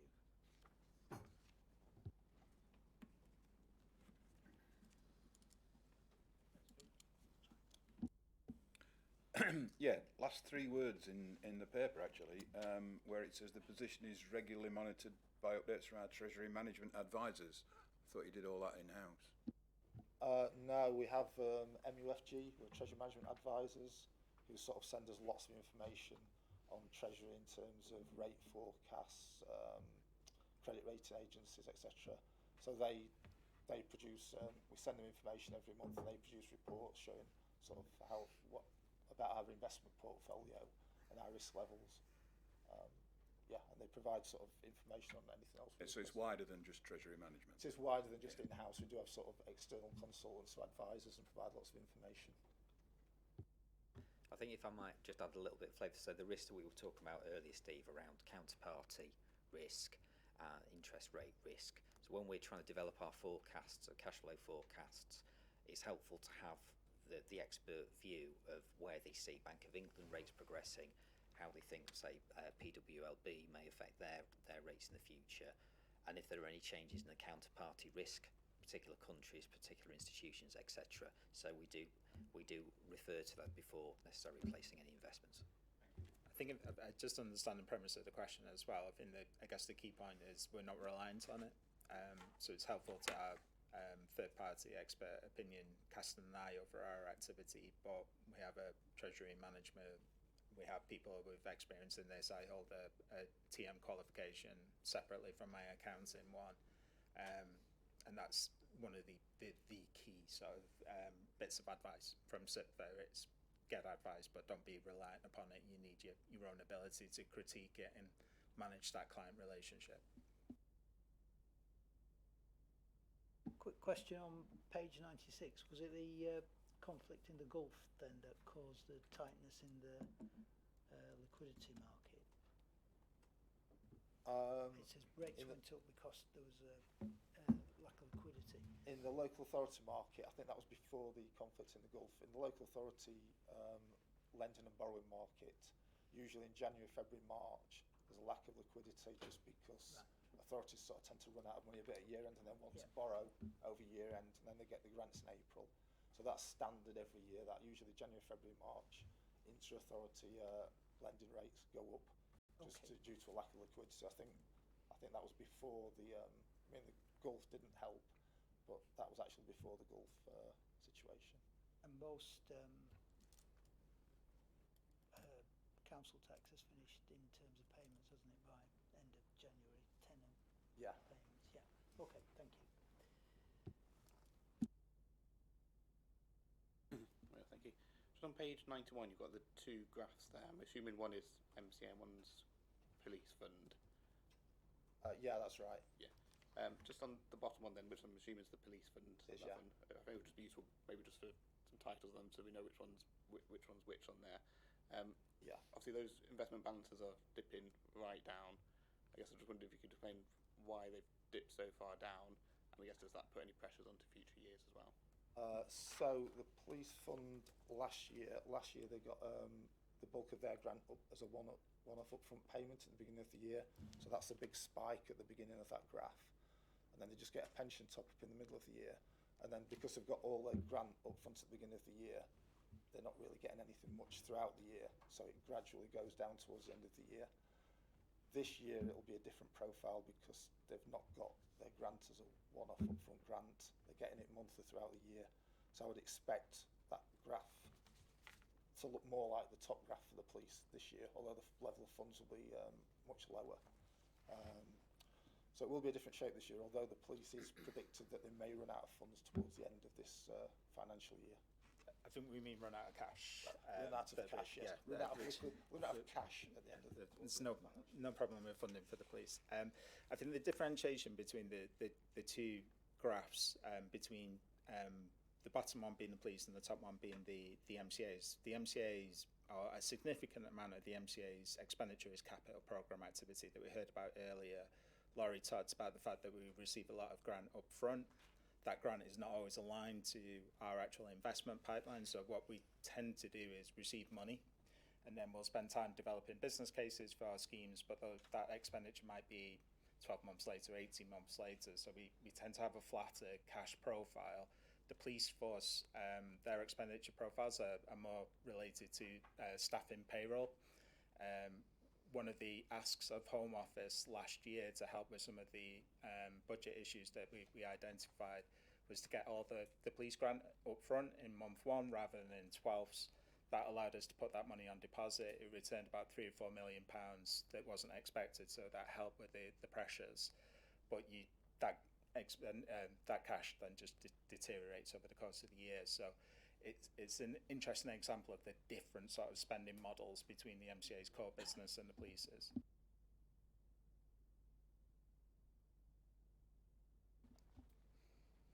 Okay, any more questions? So thanks Ian and Mike. The reports to be noted by committee. Are all happy? Yeah, good, thank you. Let's move on then to item 14, which is the internal audit plan progress report. Thank you, Chair. So we've got a series of reports to present today from internal audit. The first one is the progress report. So this is to update members of this committee as to where internal audit is with the 25-26 plan, but also the current year as well of 26-27. It also is to present any reports that's been finalised since the last committee meeting as well. So with regards to 25-26 plan, 3 reports have been finalised since the last committee meeting, and they will be presented today. That does complete the plan for 25-26. You'll also see on the agenda the annual report that will summarise and bring all that together as well. With regards to the current year of 26-27, 2 reports have been finalised since the last committee meeting. Fieldwork dates have been agreed for the entire plan, and plan is well underway. Obviously, it is early days, but we are confident at this stage that we can certainly deliver the plan in full by the end of the financial year. You will see in the progress report as well a summary of the dates that we're proposing to deliver those audits, but also when we'll be reporting the final reports to this committee, just so that you're transparent and can see what's coming and when it's coming. Obviously, should there be any changes to the plan, we will bring that to this committee's attention. So before I move on to the individual reports, I'll just see if there's any questions on the progress report.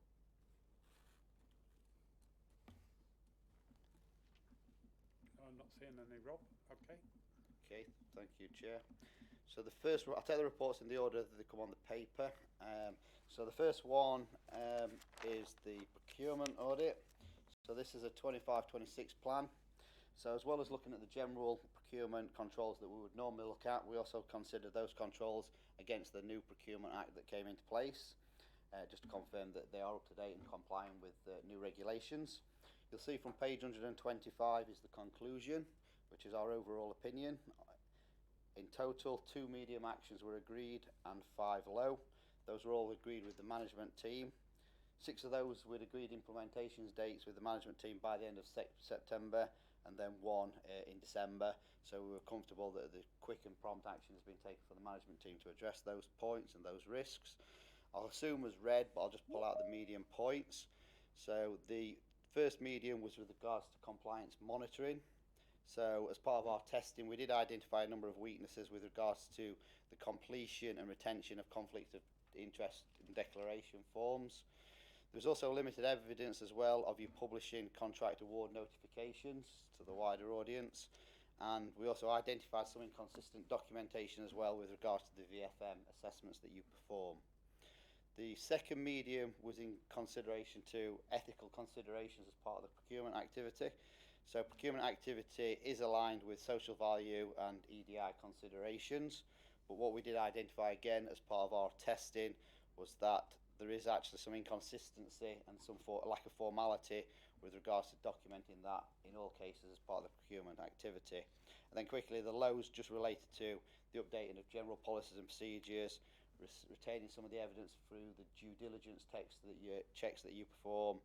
We did identify some limitations with the current contract register and the data and the information that was going into that register. Opportunity to improve as well with regards to some of the training that's been provided, and also documenting VFM when you've got some waiver approvals as well, ensuring that you're applying with VFM where there is a waiver on procurement activity. So I think it's fair to say overall a positive result. There is some clear work to be done. As I mentioned, there are quick wins with regards to the implementation of those actions that have been set in place by the management team. So I will pause there on the procurement and see if there's any reports from members.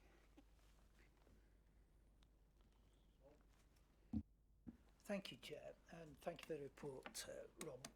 Just help me understand the context of procurement here. Are we saying that all procurement for the authority goes through the procurement team?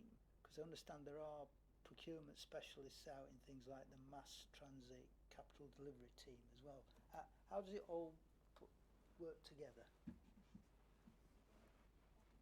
Please. So we do have specialist technical expertise out within the directorates, but the central procurement function does lead across all but the very lowest value procurements. So we have specialists across bus franchising, capital programmes for things like the tram extensions, renewals, and then also sort of the wider revenue based procurement as well, and that's all managed centrally through our central corporate function. So those specialists, their reporting line is to the head of procurement, is it, or is it to their, like Tom Howard in mass transit? Their reporting line is through their exec director up to the chief executive, but they have a role in designing and supporting the specifications that we go out to market with. But it's our contract procedure rules that govern the interaction between those teams and our procurement service. Okay, so they don't report to you, but they follow the standard rules. That's helpful. And in terms of this report, just put it into context again, what's the value of goods and services then that's going through procurement roughly? roughly? Maybe it's 10 million or whatever.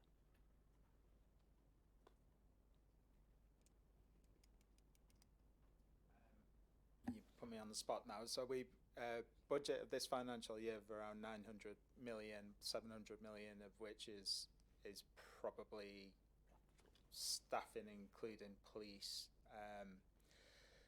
Majority of our grant funding, majority of the capital program there goes externally. So I think in internal direct procurement, given our programs of activities, is probably less than 100 million. Feel about right. I don't have the information to hand, but I can certainly confirm for the committee. I mean, working back the other way, that sounds perfectly reasonable. Thanks, Gareth. Fine. And in terms then of the sample items then that you've picked out for the internal audit, Rob, do you have any idea how much of your sample that you got, what the value of that sample was, roughly? Just so we can get a context of, we've looked at 1%, 2% or whatever of the total spend. It all depends on the control that we're actually looking at, and obviously the transactions going through, but our sample sizes tend to be in the region of about 20. But from a monetary value, I couldn't tell you what that is. Right. But we do tend to look at a mixture of the high ones, but also the low ones as well, because they can obviously risk the same risk exposure. Okay. And then there's a reference to conflicts of interest in this report. I can't remember, was it number 4?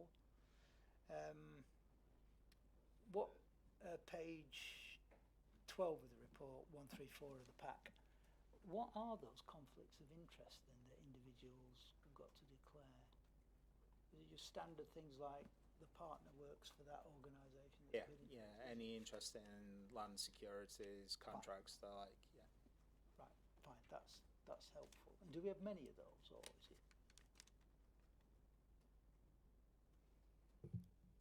I'm not aware that we have many, but we do have a process for declaring and managing them should they arise. Right, I was just trying to understand how serious the failure was on that particular control. And then value for money. We're not completing the value for money considerations forms. Is that going to affect us later with the external audit opinion for value for money? Not wishing to preempt your work for any particular year, but how much reliance do you put on that particular aspect when you're assessing the value for money?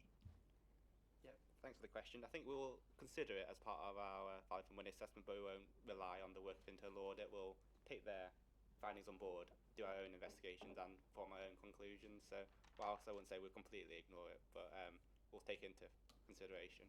Okay, thank you very much indeed for that, Henry.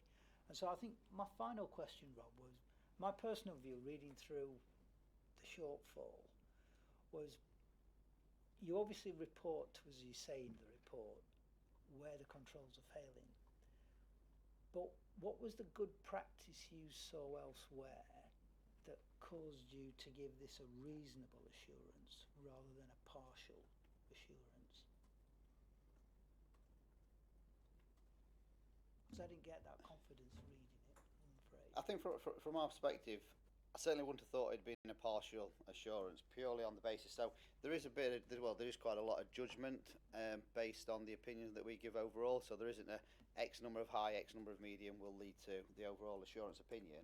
But I think when you consider there was no high priority actions, there was only 2 medium and 5 low overall, I would have thought that's a very positive opinion overall. We've probably looked at, I can tell you exactly, probably about 25 different controls.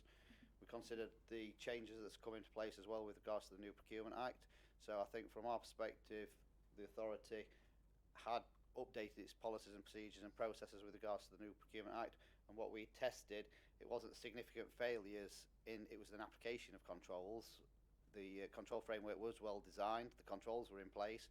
There was a few, what we would say pretty much 5 minor points that addressed it. So from our perspective, I think it fitted comfortably in the reasonable assurance, which would have been a positive opinion. I think you would have needed probably a couple of eyes in there before it'd have took it down to a partial assurance. Okay, that's useful to understand the calibration of that scale. Thank you.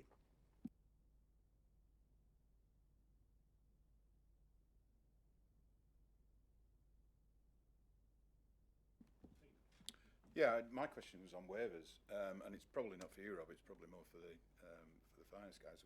Where do waivers get reported? Do they ever come to this committee for assurance? They don't currently, but they could do. It's an issue that we've previously talked about. We could report on waivers if the committee felt it was appropriate. I think just in the context of the value for money justification, this is so it's a difficult one in my experience, because a lot of these waivers come across my desk to take a view on. The reason we'd often go to a waiver is in the interest of speed or expediency to do something, and it's the challenge is often a subjective assessment of the impact of going through a proper procurement process. That might mean that you suck up an awful lot of officer time to do something that gets you to the same endpoint, or you lose a march on activity that you really need to be on with, and that's a difficult one to quantify in a value for money assessment. So it is often a judgment. We are fairly strict on this. I think I'd say lots of these do get knocked back, but I think we've took on board the recommendation of the auditors that we probably just need perhaps a little bit more training in how to put together the value for money assessments and the justification beyond the sort of fairly simple statements that we often see, which is you need to do a bit of work really very quickly. A compliant exercise would take 3 to 4 months, and thus we will fail otherwise unless we do it. And I think that's the challenge that we need to put in. But we're very open to bringing a sort of simple report back to this committee about the number of waivers that we're progressing and the reasons for them, if that would be helpful. Yeah, thanks, Gareth. I am used in other audit committees and I'm used to seeing waivers periodically, not obviously all the time. But the last one is the one I always used to use as an IT director to get things through as fast as I possibly could. So I have experience on the other side of that. Okay, any more questions? Thanks, Chair. And is there a value which managers can go out and buy themselves without having to go through procurement, please? Yeah, I think it's £10,000.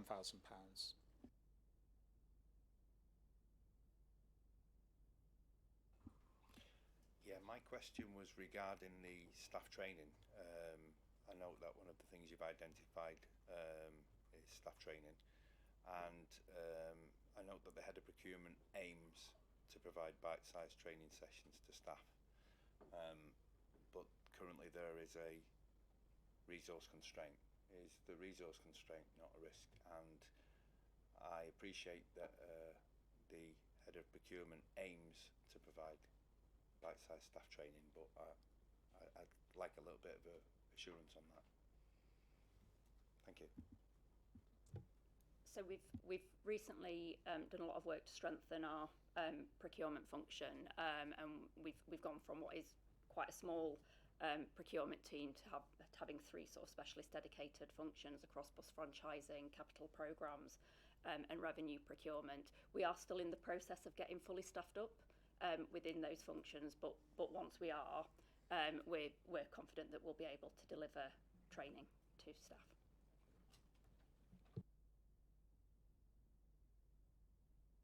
Okay, thank you, Chair. So the second report is the investment zone. So this is the first report from the 26-27 internal audit plan.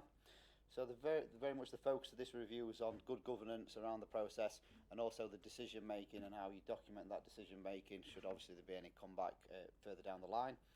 So our review actually confirmed that there is a well-defined assessment process in place, also strong monitoring of the proposals that have been approved. You'll see from page 147, the opinion is a reasonable assurance, again a positive opinion. However, derived that is, we didn't pick up any high or medium priorities. There were 7 low priority actions. We also raised 3 advisory. They're ones that we tend to see as good practice, best practice, something that we see elsewhere. It might fit your organisation, it might not, but it's obviously there to discuss. It was pleasing to know that all 10 of those actions, including the 3 advisories, had been agreed by the management team, and the management team had put an action for all 10 by the 30th of July. So by the end of this month, hopefully all those 10 should have been action to mitigate any of the risks that we picked up and the weaknesses. So again, they're certainly what we would call quick wins.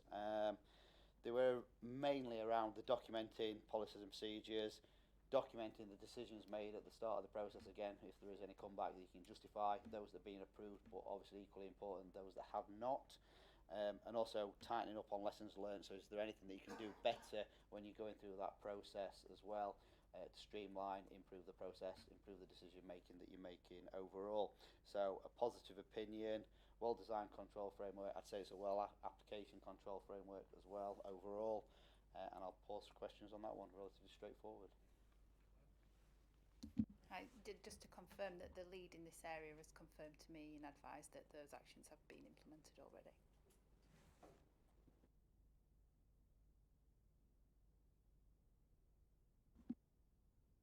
Thank you, Chair. Again, question about the value of this activity. How much are we're spending in this area, please, roughly?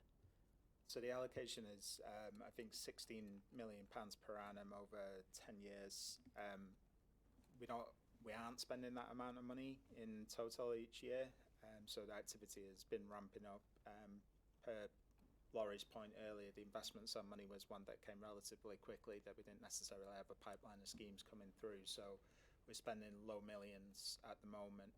I'd probably just add that quite a few of the recommendations here relate to some of the early sort of partnership working activity, which is before we get to the investment board. The investment board is the very formal bit of MCA process through which we go to make recommendations through to the MCA board. And that's the internal audit colleagues have previously given us a substantial assurance on that bit of the activity. So I think this is one of the reasons why the recommendations have been so quickly enacted, that most of them are sort of partnership based rather than our formal decision making processes. And do we do any sort of post audit work on the investment? Yeah, so all of this falls into our monitoring and evaluation activity. And again, that was, I think, the phase 3, the final bucket of the sort of flowchart that Laurie presented to you earlier. It's quite early in the process to be undertaking the M&E at the moment, but I think we have got some live activity at the moment. So we are doing monitoring and evaluation mid-flow on this programme, given that it'll be a 10-year one, so it's a good opportunity to learn early lessons. And one final acronym that stumped me, please. What is a BJC? A business justification case. Obvious. It's an early decision point for relatively low value schemes. So again, if you were to refer back to the process flow in Laurie's documentation, for schemes that it's not worth the candle going through a full business case process, we can make an earlier decision at business justification. Then we draw the line at schemes under 2 million for that. Thank you.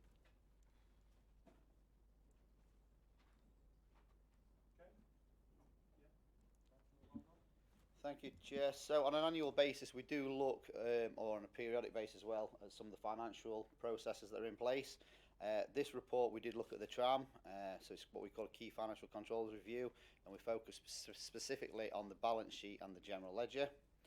So this is about the focus on the core processes, a month-end balance sheet and general ledger tasks. The conclusion was a green opinion, which is the highest opinion we give. That's a substantial assurance. We actually only identified one low priority action, again an implementation date rather prompt of the 1st of September. We just identified there was an opportunity to improve the control framework by actually documenting the general ledger and balance sheet closure processes. This just does help ensure there's a consistency in approach, but also it helps as well when you've got new members of staff or you've got cover as well to give managers and members of staff that area assurances that you are delivering those processes in cover of absence and so forth. So rather trivial minor point, low priority, but as you'll see, management have accepted that. We didn't identify any other weaknesses. All the controls were in place and the application of the controls were in place as well from those areas that tested. So I'd say in this financial area an excellent result. Pause for questions.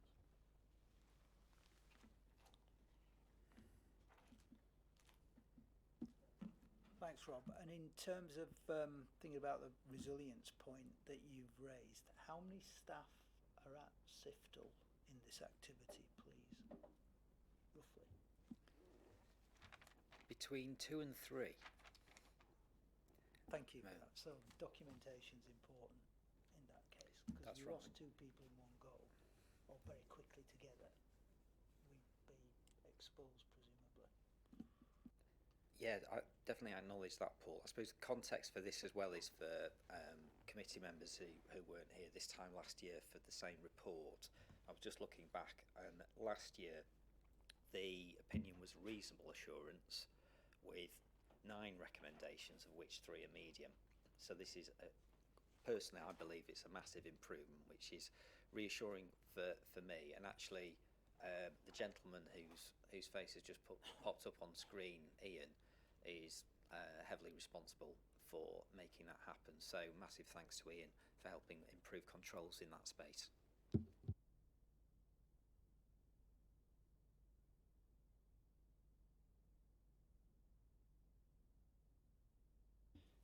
Thank you, Chair. So the next report, this goes back to the financial year 25-26 plan. So this was business continuity and disaster recovery. So we focused on the tram with regards to their business continuity and disaster recovery arrangements. You'll see from page 187 is the conclusion. That's a reasonable assurance again. 2 medium actions raised this time and 6 low. Again, pleasing to note that management had agreed to all the implementation of those actions and the points that we raised. They have agreed on all 8 actions to be implemented by the 30th of September. So yet again, another prompt response to dealing with these actions. So I'll just mention the 2 medium. So the 2 medium actions related to the service continuity plan, also known as business impact assessments. So what we did identify as part of our testing is that the plan does not define the recovery time objectives.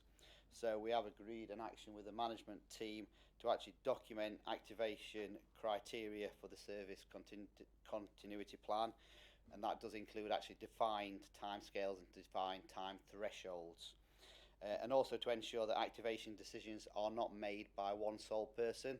That obviously there's a collective that has a discussion and determines when you're going to activate the plan overall. The second medium was with regards to periodic testing of the plan. So we just felt there was an opportunity to actually improve the programme by regular testing the service continuity plan. This is just really to confirm that you're satisfied that it remains fit for purpose, that it's effective, that when you do these tests, that if there's any lessons learned, that you can put some new actions in place to address that. So ultimately it's going to strengthen the control framework in such an important area, making sure that you can, whatever the disaster is, that you can get back online and up and running as quickly as possible. And then there was low actions, and these largely related again to documenting, updating, in a couple of cases consolidating the policies and procedures that you've got overall. So it is an area that if it does go wrong, you need to be making sure that you can get up and running as quick as possible. So that's a strong control framework and the good application of the controls. But I say we would recommend that with regards to that periodic testing is an important area, and I'll pause there. Thanks for that, Rob. A quick question on page 187. You talk about continuity plans being available via shared drives. Are they available in paper as well? I know we don't have everything in paper now, but one of the things that can happen in a business disaster is you don't have access to your shared drives. I remember, people keep carrying copies of the continuity plans, at work, at home, and in their car, so that wherever they were, they could actually get a copy of them. But if you've only got them electronically, that's a bit of a hostage to fortune. And I'd emphasise the point about testing, because it's amazing how if someone turns up and says, right, everything's gone down, now contact all your other members of staff. You suddenly find you haven't got access to the phone numbers at hand, or you have, but 3 of the members of staff are on leave and you don't know who the alternative people are if they're there, and you haven't got access to their phone numbers.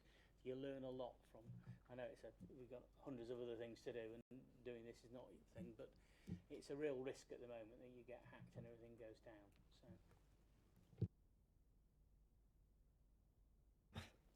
I can maybe add a little bit of flavour on one particular aspect. I can't cover all areas, but your point is well made, Dave.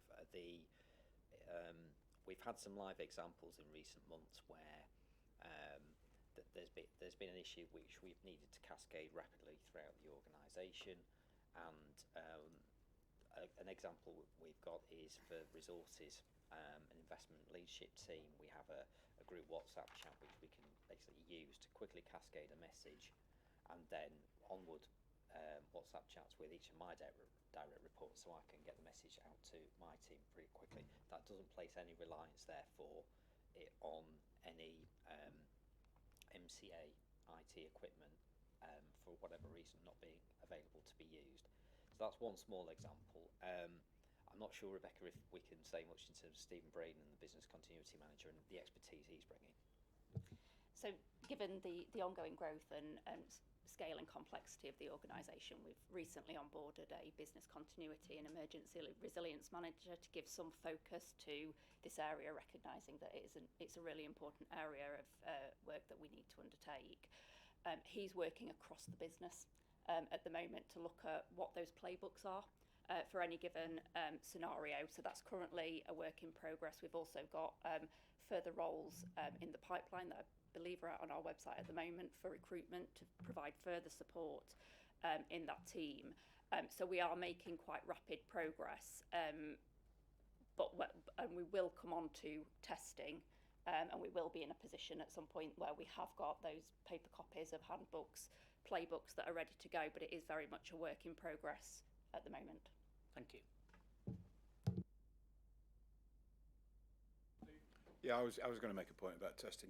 Your basic recovery times that you expect to achieve, you find out whether it works or not when you do the testing.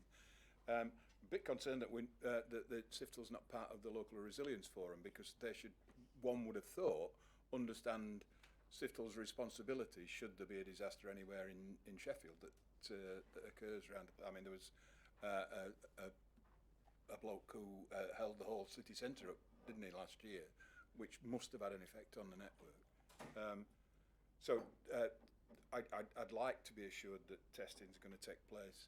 When you said periodically, I'd expect it to be at least once a year to make sure that you're certain that all the things are going to come back up.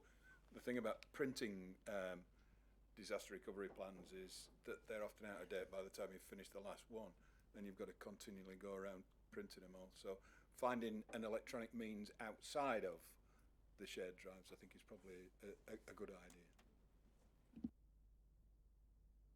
I think Simca is part of the local resilience forum, and Ian's on the screen with us. And Ian, I know you get really close engagement from the LRF and police in particular where there are events.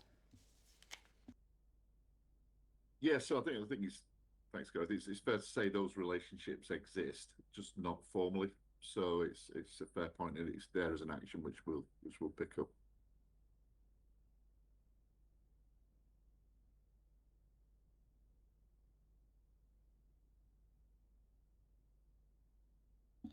Thank you, Jess. So the fifth report is the final report from the 25-26, and that's the follow-up report. So this is to provide assurance to members of this committee and also the management team as well that the actions that we've been agreed with the management team have been implemented by the dates that's been set by the management team. So the conclusion was a reasonable progress had been made. So in total, we looked at 15 actions. Of those 15 actions, 7 medium and 8 low.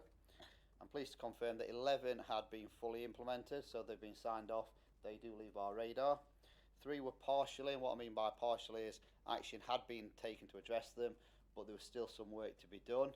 They do stay on our radar. We've agreed a new management action plan. When we perform this exercise again as a follow-up, that will form part of the process, and we will report back to committee on those 3 actions, as well as the ones that we erased during the course of this year as well. And then there was one that was superseded. It's always pleasing to note that there was no actions where nothing had been done, so that is always a pleasing and positive comment. we have agreed a new plan with the team. We're comfortable with the dates that's been set in and the actions that's been documented. So overall, a strong result. It does demonstrate good governance and good risk management. It also feeds into the next report that I'll be presenting, which is the annual report that we use, because obviously that closes the loop and the 360-degree feedback on those actions. So a bit of work to do on those three, but overall, strong result. And I'll pause there for questions. Thank you, Rob. And just point of clarification for me, please. The health and safety action that's outstanding. Has that now been done, do we know? Because the date was 30th of June 2026.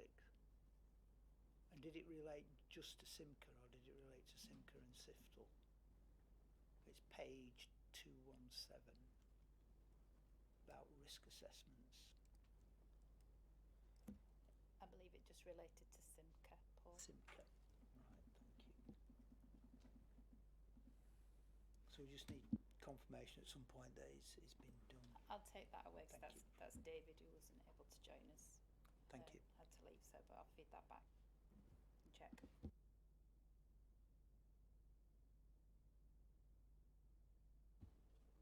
Okay, no other questions. Shall we move on, Rob? Thank you, Chair. So the annual report, so this is Agenda 16, so this summarises all the work that we've performed in 25-26, then gives you an overall opinion on risk management, governance and the overall control framework, purely based on the work that we've performed during the course of the year. Page 233 is the main section of the document, or the key section. You'll see it's an amber opinion, which is a positive opinion overall. What that actually means from our perspective is that we feel, based on the work that we've performed, there is an adequate and effective control framework. However, as you would expect, there are a series of areas to improve. They are the management actions that we've been agreed with the management team. So how do we actually draw that opinion? So we gave 9 assurance opinions overall. Of those 9, 3 were substantial, so that's the green highest opinion that we give. 4 were reasonable, again a positive opinion overall, and then 2 were partial, which are negative opinions. So 7 out of the 9 were positive opinions. We did 4 advisory reviews as well, which we do take into consideration. As I've just presented, we do 2 follow-ups, and both of those were reasonable progress during the course of the year, so again a positive opinion. All actions that we did raise during the course of the year have been agreed with the management team as well, so there was no disagreement on any points, or none that we needed to bring to this committee's attention for consideration. Always pleasing to note there was actually no high priority actions that's been raised. I say we have raised high priorities in previous years, so that's a strong moving in the right direction, and always good to see. So I think from our perspective, it comfortably fit into the second tier, which was the amber opinion and a positive opinion overall. I say it couldn't have been green because of the 2 partials that you got, but the vast majority were positive opinions overall, so it fit comfortably into that positive opinion. The only other points was there was no conflicts of interest that we needed to report during the course of the year. All our KPIs, such as the turnaround of reports reported to this committee, had all been achieved, so from my perspective that's pleasing to note. We have documented some of the added value in there, such as the fraud awareness training, emerging risk radar, use of specialists. So overall, a good, strong result. And I would like to thank management as well. Obviously, they gave us the support to actually deliver the work in full by the year and present this report. So I think from my perspective, it's gone pretty well. And I'll pause for questions.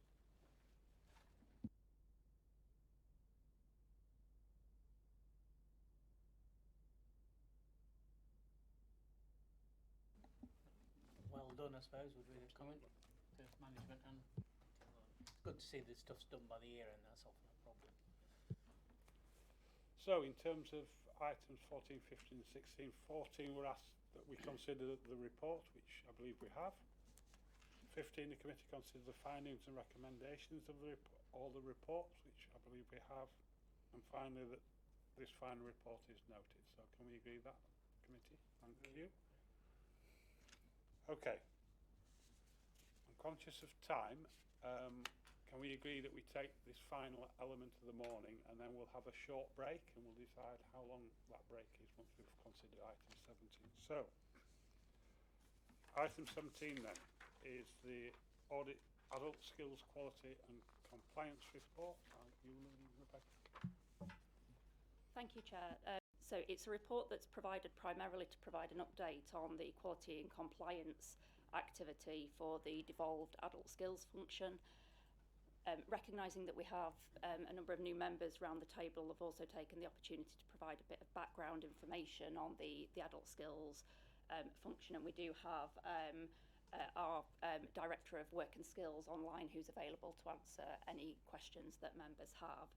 So the adult skills funding comprises of around £50 million of annual devolved funding to deliver the South Yorkshire Skills Strategy, which now forms part of our integrated settlement. It's used to primarily fund further education colleagues and local authority partners, but also a number of independent training providers. And we have 11 grant-funded organisations, 41 independent training providers, and around 20 voluntary and community sector providers.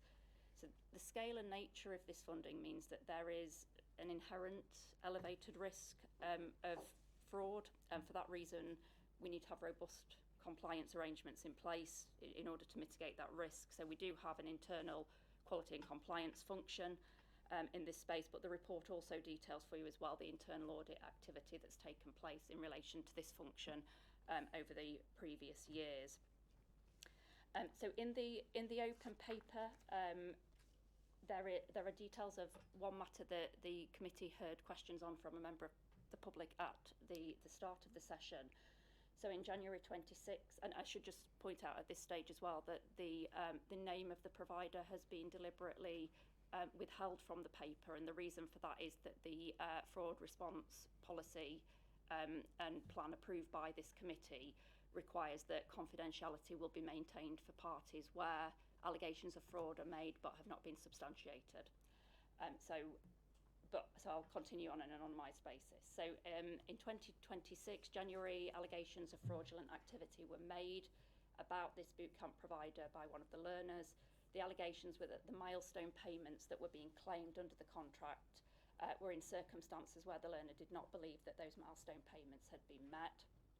In line with the anti-fraud and corruption policy and the fraud response plan, initial inquiries were undertaken by the Assistant Director of Growth Business Skills and Performance, and the outcome of that was reported to me as the monitoring officer, and in turn then reported to our internal audit providers in line with the policy.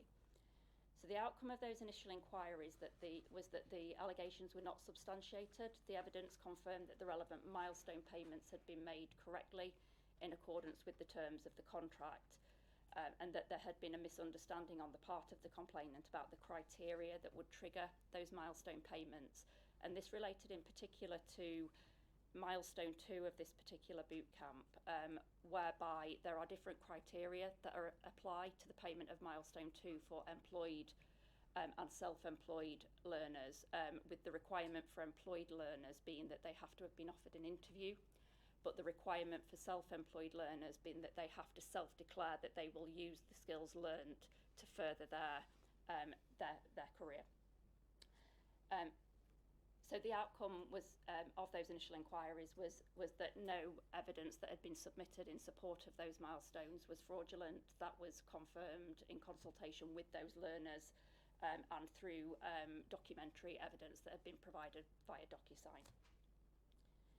So following consultation with internal auditors, we determined that the matter did not need to proceed to a full fraud investigation, but it is worth noting in this case that the learner had raised legitimate concerns about also the wider performance of this provider, and that was something that was already on the radar of the work and skills team following an audit that had been undertaken in and by audit I don't mean internal audit, I mean that quality and compliance work audit in June 25, which had raised concerns about this provider's performance. So the provider was subject to enhanced contract management activity over that period. Provision did not improve, and formal arrangements under the contract, so formal enforcement action was taken from March 2026, and the contract was then terminated in April 26. And on the back of that, we have sought clawback of funding linked to underperformance to the value of £40,553.90. The legal process has commenced for that. However, we are aware that the provider is subject to insolvency proceedings, which will impact on our ability to claw back that funding. So that concludes the update provided in open papers, and there are 2 appendices provided for members related to other investigatory activity that is ongoing, but cannot be reported in the public domain at this point. Should members wish to discuss any of those items, we will need to proceed into private session, cut the live stream and clear the public gallery. Thank you. Thank you, Rebecca. Are there any questions from members, and any member wish to go into private session? Paul? Yeah, I've got some questions, but they are on the restricted documents, and I'd appreciate a closed discussion, please.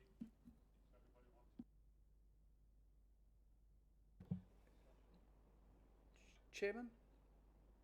No, I thought we were going to, I was able to have some sort of say because my 2 questions weren't seen to really, and I'd like to question some of the report that's just been given. As I'm the person that made the initial report, so I'm pretty much in the picture. Rebecca, would you like to share it with the committee?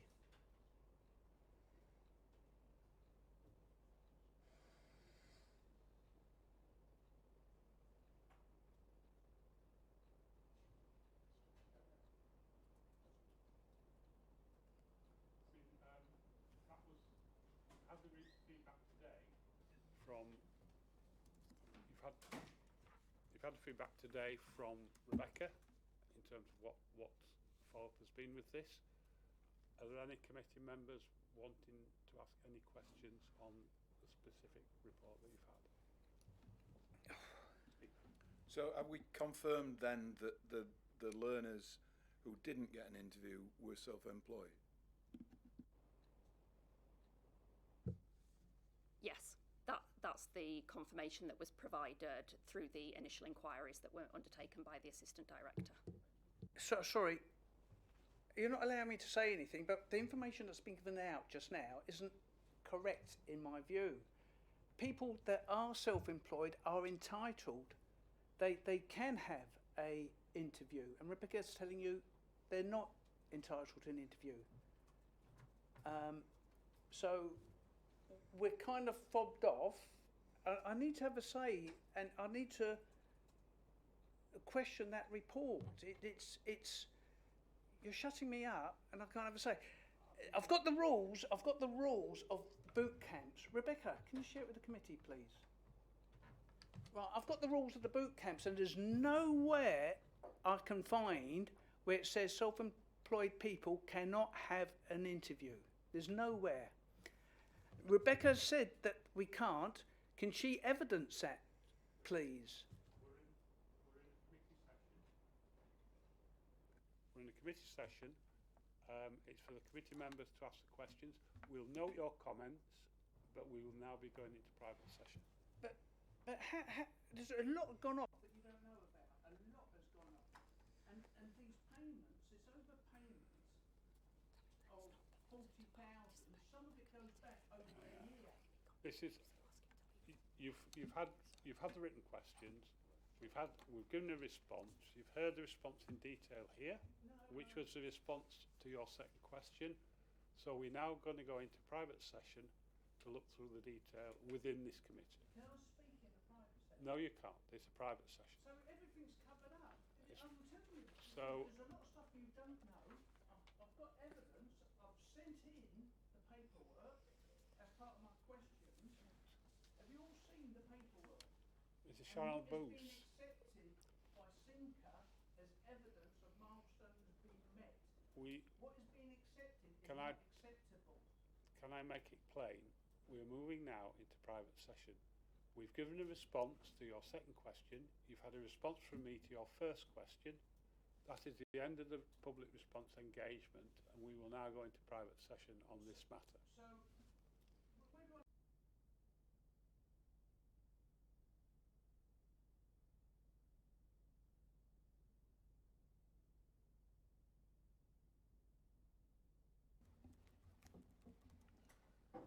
Okay, good afternoon, everybody. We're into the second half of the meeting, and we'll start with the final statement of accounts then. Ian. Mike. Sorry, I've done that again, Chair. I do apologise. So Ian has rejoined us for this particular item. Ian has almost single-handedly pulled together these accounts, albeit with help from a couple of other members of the team. So massive thanks to Ian. So what we're presenting to you are the draft accounts that are subject to audit for financial year 25-26. They're group accounts. So basically they've got Simca as a single entity. They've also got the Chief Constable's accounts. We've also got SIFT, also South Yorkshire Future Trams Limited accounts. And both of those latter bodies are effectively like subsidiaries to the parent of Simca. So we're obviously not going to be testing members' memories on the full length of the accounts because they do run on a bit. They do replicate broadly, though, the same structure that you would expect to see with your own local authorities accounts. They have the narrative statement up front, annual governance statement, the core financial statements, and the disclosure notes. So generally speaking, we follow local authority accounting code of practice or international financial reporting standards with any particular amends for SIFTL's accounts, which are more on a private sector basis. What we tend to do for the benefit of newer members, and as a quick refresher for existing members, is that the process is as follows for the accounts to get approved. So they come to this committee first to note, and we bring them as soon as we can after they've been published. The public inspection period starts literally the day after they're published, and then we prepare all the working papers for the external audit team who are with us today, who will commence their audit shortly, and then the external auditors will prepare a report with their findings, which they'll bring back to this committee. In that report, they may make comments on any adjustments that they've recommended to us. Some of those we will make, and therefore we'll bring amended set of accounts. There may be some issues that we disagree with on the external auditor, and it's an opportunity for the committee members to peruse, scrutinise and challenge officers on why they chose not to accept those recommendations. That then is an opportunity for the audit committee to do any further scrutiny that they feel is appropriate, and then if they are satisfied, they then endorse the accounts for onward approval by the MCA board. The MCA board is basically the party who is charged with governance for approval of the accounts. And what we have to make sure is that we complete that entire process by, I think, the 27th of January, or around about that time, which is a month shorter than we had last year for the 24-25 accounts. So even though that sounds like a long time, there's quite a lot to fit in. I'm conscious that we're running behind schedule, but again, for newer members' benefits, what we're fortunate to have on this committee is two independent members, both of whom have worked in local authority finance, one of whom is an ex-auditor himself, and he's sat there. And what has been helpful, I think, for the benefit of other committee members who don't hold an accountancy qualification, is to allow them to ask an awful lot of questions which they tend to supply to us in writing, which we respond to outside of the committee meeting. And then there's an opportunity for that for the vice chair in this case to then feed back to the other committee members on whether or not he's satisfied with those responses. For our officer's point of view, that's worked well for us in the past.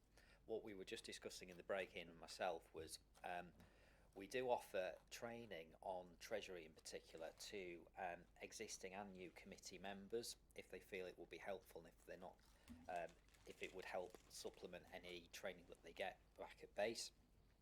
We're happy to consider offering a similar type of offline training session outside committee on the accounts. So I'll throw that open there for committee members to consider, Chair, and if that is something where we have consensus, we'll take that away and work out how best to provide it. So I'll pause there because I'm conscious we're running tight on time. Happy to take any comments or questions from the committee. Thank you. Well, you're inviting me to go through and invite a question on every page, Mark, but I'm going to resist the temptation. Just on the basis that the page that the members of the public are most interested in is the page that shows the amounts that people have paid. Page 477 is a table showing officers' remuneration excluding members of the police senior command team and senior employees. I just wondered why in the bands there are sort of 5 people paid more than £130,000 last year and nobody at all paid more than £130,000 this year. Just looked at.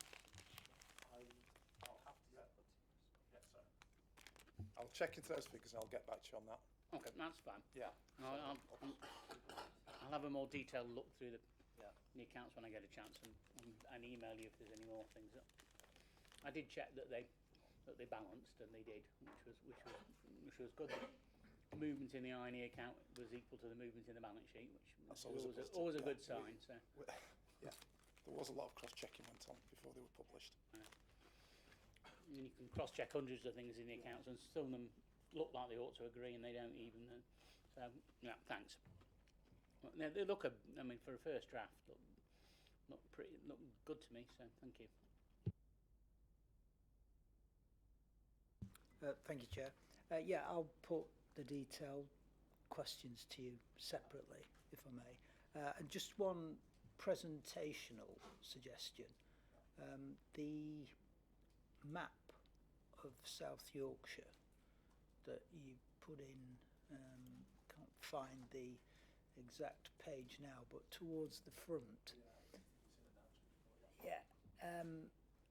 East Midlands Combined Authority has been created, I think, since that one was done, so that probably just needs updating for the sort of southern eastern section of the map. You've got Greater Lincolnshire on, I think, but MK needs to be on there as well. Thank you. We're obliged, Paul, as ever, for your detailed knowledge of geography of the surrounding area.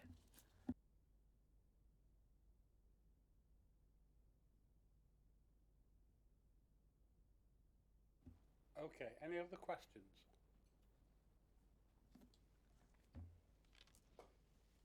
Mine's not a question, Chair. It's just a reference to the police fund. For those who don't know, the police have a separate joint independent audit committee, and we will be going through the police accounts at a workshop in a couple of weeks' time on the police funding side.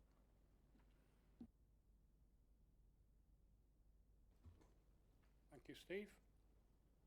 Everyone seems content, so we've been asked that we review a report. We have done that, so we're happy. Yeah. Okay, let's move on to item 19 then, please. And that's the draft external audit plan. Thank you, Chair. So this paper sets out our indicative audit plan for the 25-26 audit of the South Yorkshire Mayoral Combined Authority Group.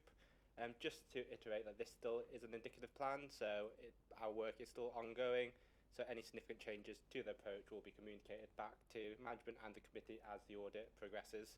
The first slide I wanted to draw to committee members' attention was on page 497, so this relates to the disclaimed audit opinions around the rebuilding assurance from 22-23 to the 24-25 year-end audits. So we've got a requirement to report our progress on rebuilding assurance on the risk assessment of our building back assurance to the MTA management as well as MHCLG by the end of July. So we'll be bringing a paper shortly to share with committee members on our progress to date.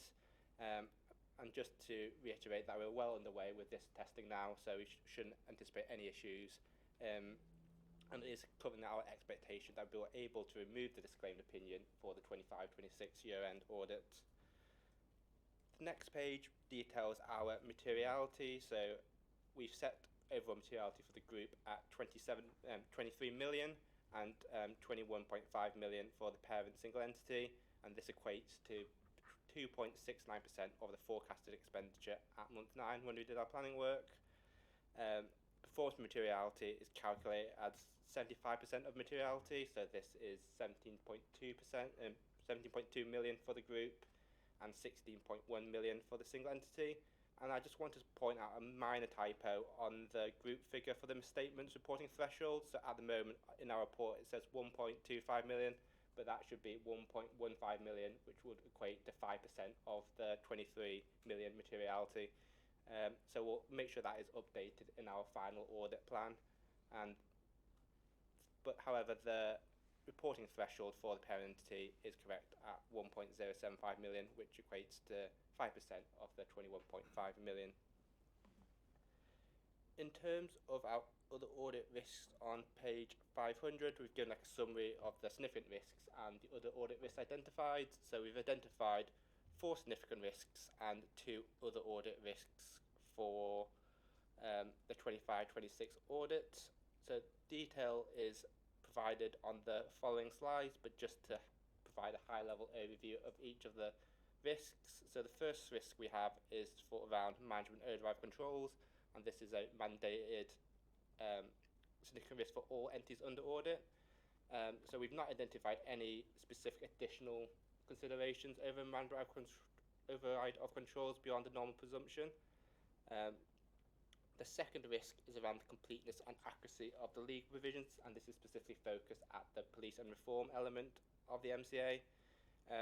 So this risk highlights there's still a significant estimation uncertainty in determining the provisions and contingent liabilities around the historical compensation payments around Hillsborough and other legal provision cases. The third significant risk is around the valuation for post-retirement benefit obligations, and this is specifically in relation to the Chief Constable accounts. So we acknowledge that there's quite a lot of actuarial assumptions that are involved in determining the value, and the main ones we've identified was around discount rates, inflation, mortality, and small changes in these assumptions could result in a large impact on the overall final figure. The fourth significant risk is around the valuation of land and buildings. Again, this is in relation to the police and reform. And this risk was upgraded from another audit risk in prior to significant risk this year. And the basis for this upgrade was because of the change in the 25-26 code, which introduces a change in the asset revaluation requirements. So historically, the police and reform have used a rolling 5-year revaluation model with the high values properties revalued in year. However, this is no longer compliant with the updated 25-26 code of practice, which requires indexation in the intervening years where the properties aren't revalued. So this change in the code has increased our risk to significant for this year. The first other audit risk is around the valuation of post-retirement benefit obligations, but this relates to the MCA's local government pension scheme, and the reason for this being a lower risk compared to the one for the Chief Constable is just the size of the underlying assets and liability, pension assets and liabilities, which are significantly higher in the police funds and police LGPS compared to the MCA LGPS. And the final other audit risk we identified is around historic non-compliance with MRP. So last year we focused more around the development approach to try and resolve this matter, and this year's risk is focused more around how that approach would now get implemented from the 25-26 year and onwards. And just to highlight, as in previous years, we've rebutted the presumed significant fraud risk around both revenue and expenditure recognition. So there's detail of this on page 507 and 508. but due to the interest of time, wasn't going to go through this in detail. And then on page 509, we've summarised our audit approach around the subsidiary audit. So this is around South Yorkshire Future Trams Limited and the Chief Constable of South Yorkshire. So on the bottom, we've added like a small footnote about at the planning stage, we're still evaluating these materialities. So upon the receipt of the final unaudited statement of accounts, we can confirm that these materialities detailed here are still appropriate. Additionally, we've included our significant risk considerations in the final column on this page. So the Chief Constable ones we've already mentioned further above. But for South Yorkshire Future Trams Limited, we have identified another significant risk around the accruals balance, and that was due to historic issues identified in the prior year audit. And then the final area I want to draw committee members' attention to is on page 513. So this details our approach to value for money. So at the moment, our value for money work is still ongoing, and it assesses whether there's any significant weaknesses in arrangements across 3 domains, so financial, sustainability, governance, and improving economy, efficiency, and effectiveness. So, like I said, the work is still ongoing, but we're hoping to report back to the next audit committee in October on the results of our findings of our risk assessment procedures. That's all I wanted to cover. Happy to take any questions from any of the committee members. Thank you.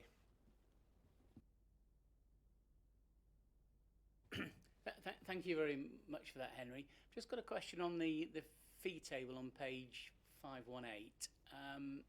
It's me being a bit dense here, I think, but there's a police and reform fee variation, which is yet to be approved by PSAA in row 3, which is 120,000, and below that there's work completed for the Chief Constable, another 65,000. What's the difference between the...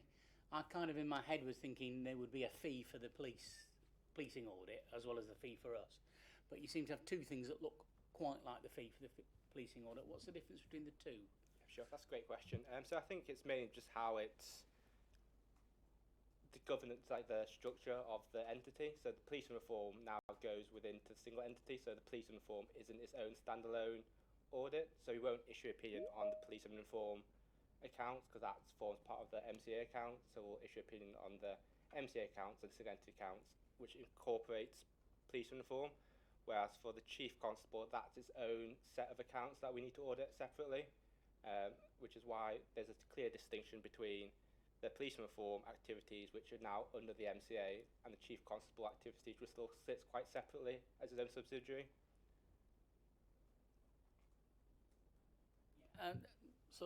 Yes, okay. It's just so we've obviously incorporated policing figures in the group entity accounts. Simplistically, I was thinking there was a single entity accounts which you'd have to audit, and then a bit of a group consolidation. But it's just to follow up on that. I think it's just to do with the issues with bake-ins with PSAA. So it didn't manage to bake in the police and reform fee variation from prior year into the 25-26 fee, which is why this year it's still showing as 2 separate fees. But from 26-27, we've had discussion with PSA to combine that into one MCA group fee. So next year there won't be this split between MCA, police reform, and Chief Constable. It'll just be MCA and the Chief Constable for next year. Which in my head perhaps would make more. Yes, I think it was just timing for this year. Sense. We missed the boat on that bacon, so I had to go into 26-27 instead. Yeah, it would be useful because that one doesn't have an asterisk by it. So some of the others are, ones that PSAA are approving or a scale fee, and because the 4th row doesn't say either, you tend to look at it and go, what assurance have we got that it's reasonable, I suppose. Yeah, sure. So that one, on row 4 for the Chief Constable, that's actually agreed with PSAA because it's not part of the fee VEC. So the way we bill it, it's slightly different to the other ones. It's quite nuanced in the way it all works.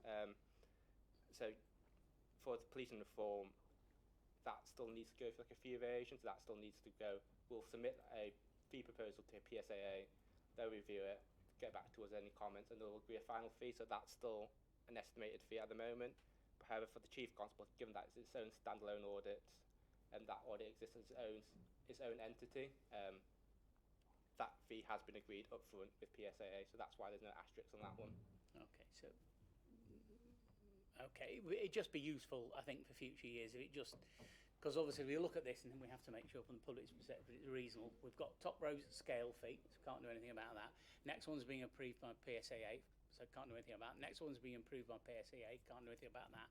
If the fourth one, it said the same thing, but it's not, we can't really influence it, then we'd have assurance that there's not much we can do on any of those fees, and then there would be the relatively smaller one on South Yorkshire Future Trams, and then there's a build back, which again is probably an agreed elsewhere. It's just useful to know which figures we're getting assurance from elsewhere on, and which figures that we ought to look at and question officers whether they're happy with the amount. Which I suppose I could ask Mike anyway. Are you happy with the amount of these external audit fees, Mike? Delighted, pleased, agreeing them through gritted teeth? No comment. I'll need to discuss this with Gareth. To be frank, it's been normally this area is covered by Owen, who's on extended sick leave at the moment. So I'd normally defer to Owen in this area in consultation with Gareth. So I can't really comment on the background of it, Dave. To be honest. Thank you. But a lot of them are agreed by other bodies anyway. So it's just that one line there. It's useful to know that it is still. But you're saying it is still an agreed by PSAA fee, are you? Yeah, it should be say scale fee, to be honest, for that line, yeah. So we can update that in the final version just for that additional clarity. Brilliant, thank you.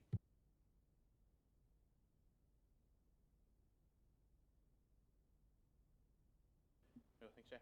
Just, I guess for clarity as well, in terms of the backstop for this financial year, could you just confirm when that is, please? I know you've got the previous financial years, but there's not one in your report for the 25-26 ones. Yep, so the backstop deadline is the 29th of January 27 for this financial year's audit. Well, thank you. And I guess a open question to everyone, how comfortable are we about achieving that backstop date? I am confident we'll achieve the backstop date. I mean, obviously, it's partially dependent on the audit as well, but yeah. Confident we'll be able to achieve that backstop date. And then I think also in the back of my next year's backstop date goes even earlier to November 27. So we're keen to try and get this one completed as soon as we can. And ahead of that backstop date, just to give us the best fighting chance to meet next year's backstop date as well.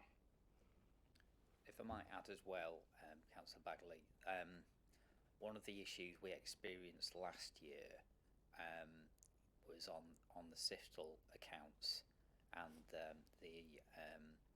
the overstatement of accruals. So the external audit team spent a lot of time testing in that space, and it led to a significant amount of additional work, both by them and by officers, including Ian Law, who was on the call earlier, who was the incoming head of finance, who's only just come in the last, say, 6 to 12 months.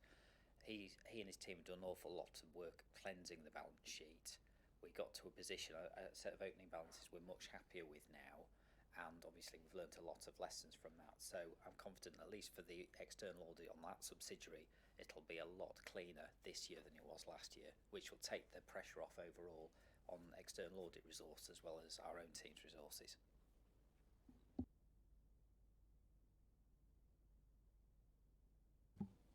Thanks, Chair. Thanks for the report, Henry. In terms of the risk that you identified on the police and reform valuation of buildings, because of the change in the method that we're using, have you got any idea from your work as to what the range of values might be for that movement? I don't have the number to talk about, but I'll take it away and I'll get back to you on that one. Thank you.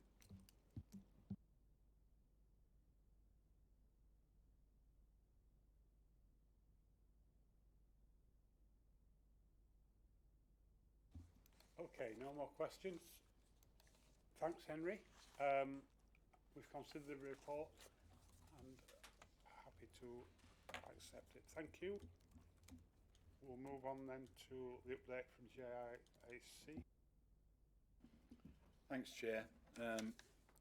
Again, just for new members, this report is sanitised a bit because it does include the Joint Independent Audit Committee does include information that we're vetted to receive, and not everybody around the table is vetted. So it's, as I said, it's sanitised to a little degree. So our last meeting was a couple of weeks ago, and these notes are from notes because the minutes aren't out yet. But the meeting covered three major areas: governance and risk, financial sustainability, and audit IT resilience, alongside other updates on case file preparation, sustainability, and performance management. In terms of governance and strategic risks, the committee are concerned by the trend that's been displayed in internal audit reports, which is highlighting some issues in governance arrangements. So we've asked for a risk to be put on the risk register, and I specifically asked that the Chief Constable and the Mayor were made aware of our concerns.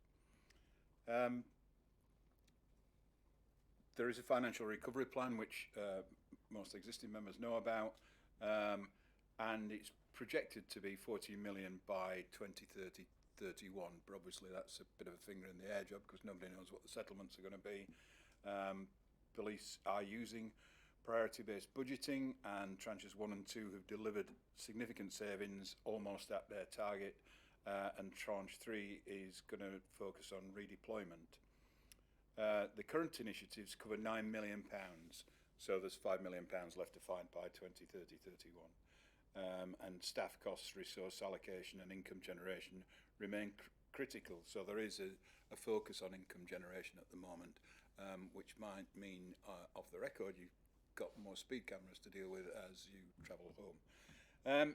The year-end outturn is, it says a 3.1 surplus, but what it actually means is a 3.1 underspend, 3.1 million underspend. And that's somewhat achieved to something that we heard about earlier on, higher treasury income and strategic underspends. We got better interest rates and we got the upfront grant, so that made the difference. There will be an upcoming issue in that the Ogilvie and grooming gangs inquiries are about to kick in, but at the moment nobody knows where the funding's coming from for South Yorkshire Police if they have to defend any of that or have to appear, and nobody knows quite what the police's role in those inquiries will be. So back to internal audit and IT resilience. 12 legacy systems, which means old systems that are on the way to expiry. Documentation gaps and unclear ownership was found, and that's because the IT services have been spending more time concentrating on what they call tier 1 and tier 2 systems, which are at high risk, and the legacy systems are very low risk as they're getting towards sunset. And there are issues with the disaster recovery plan, which isn't tested, so that's something that we picked up on as well. There's a bit of repeated slippage in audit actions. The reason given for that is that people gave unrealistic timetables in the first place, but it's something as a committee we're keeping an eye on. In terms of external audit plan, it's very much similar to the one that you've just heard, except it just deals with the police, and materiality thresholds and timelines are agreed. The IT shared service review, for new members, the police have shared services with Humberside Police for some significant time. For the last 5 years, to be honest, there's been a review going on about how their IT model should develop and should be provided in the future. There is a hybrid model with some of the services being shared and some of them being independently run by Humberside and South Yorkshire Police. That is almost coming to delivery. The models agreed, the IT infrastructure is agreed. The issues that remain are around 2P implications for staffing and what that might mean for them. But we understand that it should be completed by the next time we meet, which is late September. Annual governance statement. and case file preparation. Case file preparation remains below comparator forces, so that brief explanation is that when cases are prepared, they go to the Crown Prosecution Service, and South Yorkshire Police have got a lower number of cases that are accepted first time than other forces. And clearly, the more often it's accepted first time, then the process continues to move forward. But they are expecting to put new IT systems in place to support further progress. We've added a new risk in terms of healthcare and forensic service provision in custody, which was brought to our attention by an external reviewer. Cyber crime risk is always under review and is a high level review, and there is new procedures and training implemented, and the risk registers have moved to a new format now. They had an outdated system that is now moving very similar to the one that Claire prepares. So I've got plenty of experience in that. Performance management assurance plan, we've got strong governance and leadership, and most areas were rated green, and work continues to embed performance culture and align with national reforms. And I'll just remind people that under the Johnson government, they asked for 30,000 extra police across the country. South Yorkshire have delivered their number of police, but what that does mean is that there's a higher proportion of police with less experience than you would normally expect. But obviously, as years go by, that will change. So the overall themes is that there are some governance problems that remain a concern from the committee. There is some work going on at SYP to do that, and I spoke to Gareth earlier on, who's also looking at how that can be improved. Financial sustainability will continue to be a long-term challenge. IT resilience is moving forward. Operational pressures continue. Major incidents have happened, and all the protests that are going on recently cause demand spikes, which test resources. Thank you. Thanks, Steve. Paul? Thank you, Chair. Steve, can I ask, did we get any update on the cost of recovering the video evidence that was lost? Because there was an issue about was it cost effective? And I did ask the DEP, and she did tell me the actual figure. It was in about £75,000 or something like that. But the information that they'd recovered, and I'll have to confirm that number because I've not got the minutes, but the information that they had got recovered was so insignificant that they didn't see the point in spending another, whatever it was, 70-odd thousand to get what bits could be pulled back together. Right, thank you very much. Steve, I have a question. You said that there are a low number of cases to CPS accepted first time. Have they done an analysis on why? You mentioned technology. Yeah, the constant issue that they're working on, and there is a system called case file preparation, and it's how that system's been working together. It's not that there's a low number; it's that there's a lower number than peer forces. So there's a constant review of how they can improve that and how they can get cases to CPS that are accepted first time. Because, as you might be aware, CPS only take on cases that they think they can win. Okay, I think there's no more questions. Thanks for that, Steve. Thanks for the verbal update. And we'll move on to item 21, which is a risk monitoring report with Claire. Thank you, Chair. So in the interest of time, I'll try and rattle through a quick update around this. I'll take the paper as read. So the overall strategic risk profile remains broadly stable since the last report that you received, with 9 strategic risks continuing to be monitored. There's been no new strategic risks or added or closed during this period. And we've seen some positive movement around the mass transit renewal programme risk coming down slightly due to some successful recruitment activity. Our highest areas of risk exposure continue to be around cybersecurity, organisational capacity, policy and devolution uncertainty, and regulatory compliance, and the reliability and delivery of major transport programmes. Through analysis, the two risks with the greatest level of interconnectedness across the organisation remain the cybersecurity and the insufficient capacity to deliver, which reflects that systemic impact those issues have across multiple services and programmes. So at level 2, there's risk exposure across all the 4 groups that we've got, but public service delivery and compliance and corporate performance continue to have the highest concentration of medium, high and high residual risks, and therefore are key areas of focus. So notable risks at that level are around business continuity planning, and Rebecca alluded earlier to some work we're doing in that area to strengthen, and there's a programme of work around that.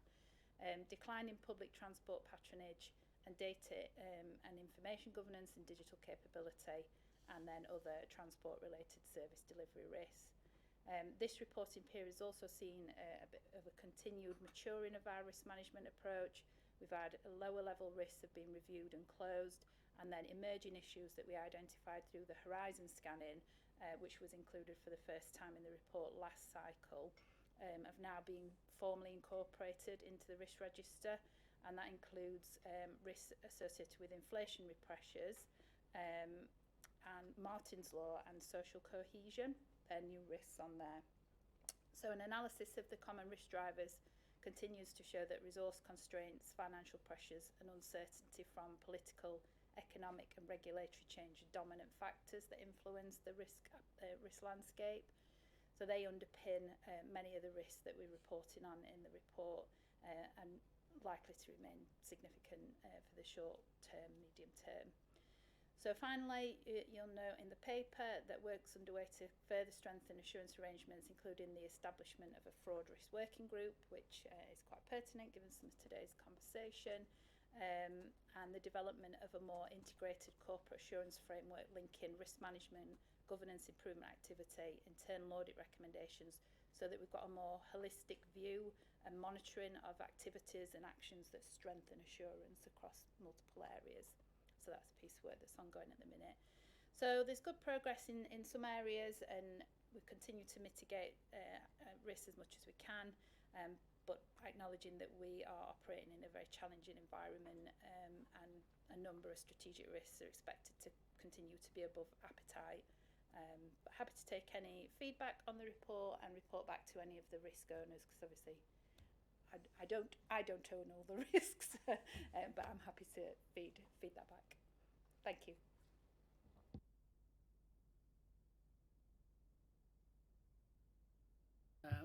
Thanks very much, Claire.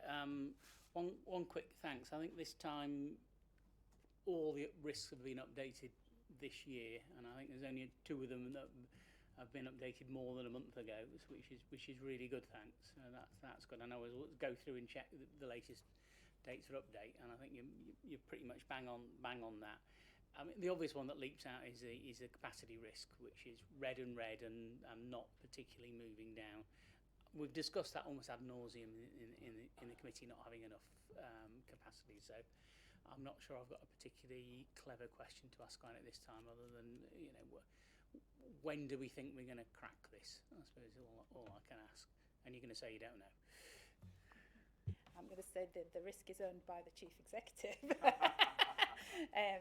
But there is work ongoing, and then we've done I've had an independent review with the LGA, and there are activities and actions. I don't know whether Mike wants to add anything into this. Yeah, I can add to that. So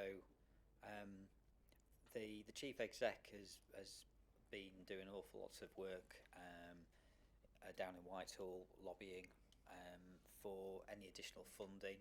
MCAs nationally are actively engaged in the fiscal devolution agenda, and we've jointly commissioned some independent experts to help us make the case for devolution of some major sources of tax. Some of that may not immediately generate additional income, but it would give us potentially a share in growth in the future. We've also I've also got my homework for the end of the month to submit a survey to MHCLG on capacity and capability, and hopefully that will provide more of an evidence base for MHCLG to hopefully put the case into Treasury in time for the autumn statement for any additional capacity funding to come into MCAs. And I suppose the last point again, which we've been looking at as part of the budget process, is what an appropriate level of recharge would be into grant activity.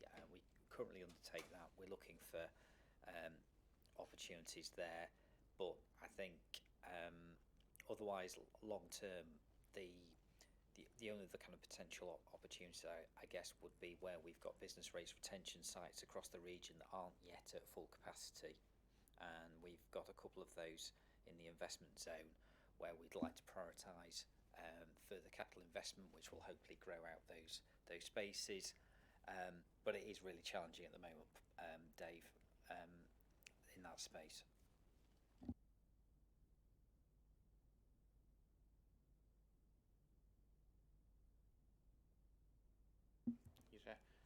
Just a couple of questions, if I can, Claire. Apologies. So I think there's one on the second stage risks around housing and strategic planning delivery. So last updated 2025 and the target date April 26. Just wonder if we could just look at that, just make sure the dates are correct on that one for us. And then the second bit was just around a couple of risks that have got no further mitigations planned in there, and obviously they're not at that target score yet. I just wonder whether we need to update the target score to the residual score. I don't know how that affects reporting, anything like that. Yes, I'll follow up with the risk owner around the one that's outstanding and update. I'm aware of that one. And then with the target score, it is difficult to make a call on that one because obviously we'd like it to be at that level, but there's we're tolerating that risk to some degree. We can't do anything more about it, but I'll take that away and think about how we can better reflect it. Thanks. Okay. We're asked to review and note the report. Are we all happy? Good, thank you. Let's move on to item 22, Transport Risk Working Group update from Paul. Thank you very much, Chair. The group met and went through the main Transport Directorate strategic risks in some detail. Bus franchising and the SYFTL business continuity report were also discussed, and they've been covered earlier in the agenda. In terms of the transport risks, building on what Claire's just said, in terms of declining patronage, the initial figures for 2025-26 show that bus journeys have fallen by a further 5.2%, so they're now down to 60 million.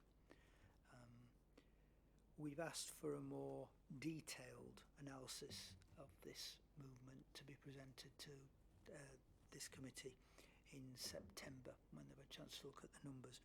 There is some acknowledgement that within city centres and town centres there's lower footfall, and that is what may be driving some of the downward trend, which indicates that the problem is demand amongst anything else that there may be in terms of quality of service. The other point that we picked up as well was that as well as bus numbers being down 5%, tram patronage is down 6% year on year. And I just wondered if because I don't think we've got the Siftel rep now, but I just wondered if oh, good, excellent, thank you.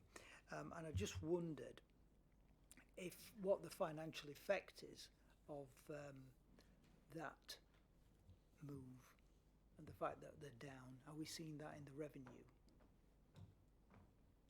for 25-26? Yeah, sorry, Paul. Yes, is the simple answer. Number of factors within that. Some of the difficult things that to sort of, which muddy the picture slightly. things like the ongoing rail replacement programme.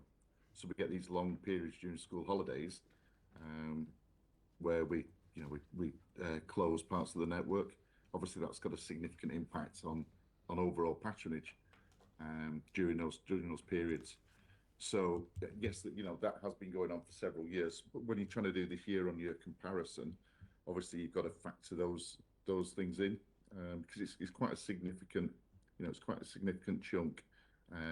We're estimating that in terms of revenues, those works will cost us in around region of about £1 million this year. Just the fact we're not running a full service for that time. So yeah, I mean, yes, obviously the obvious answer is yes. The fall in patronage is affecting us financially.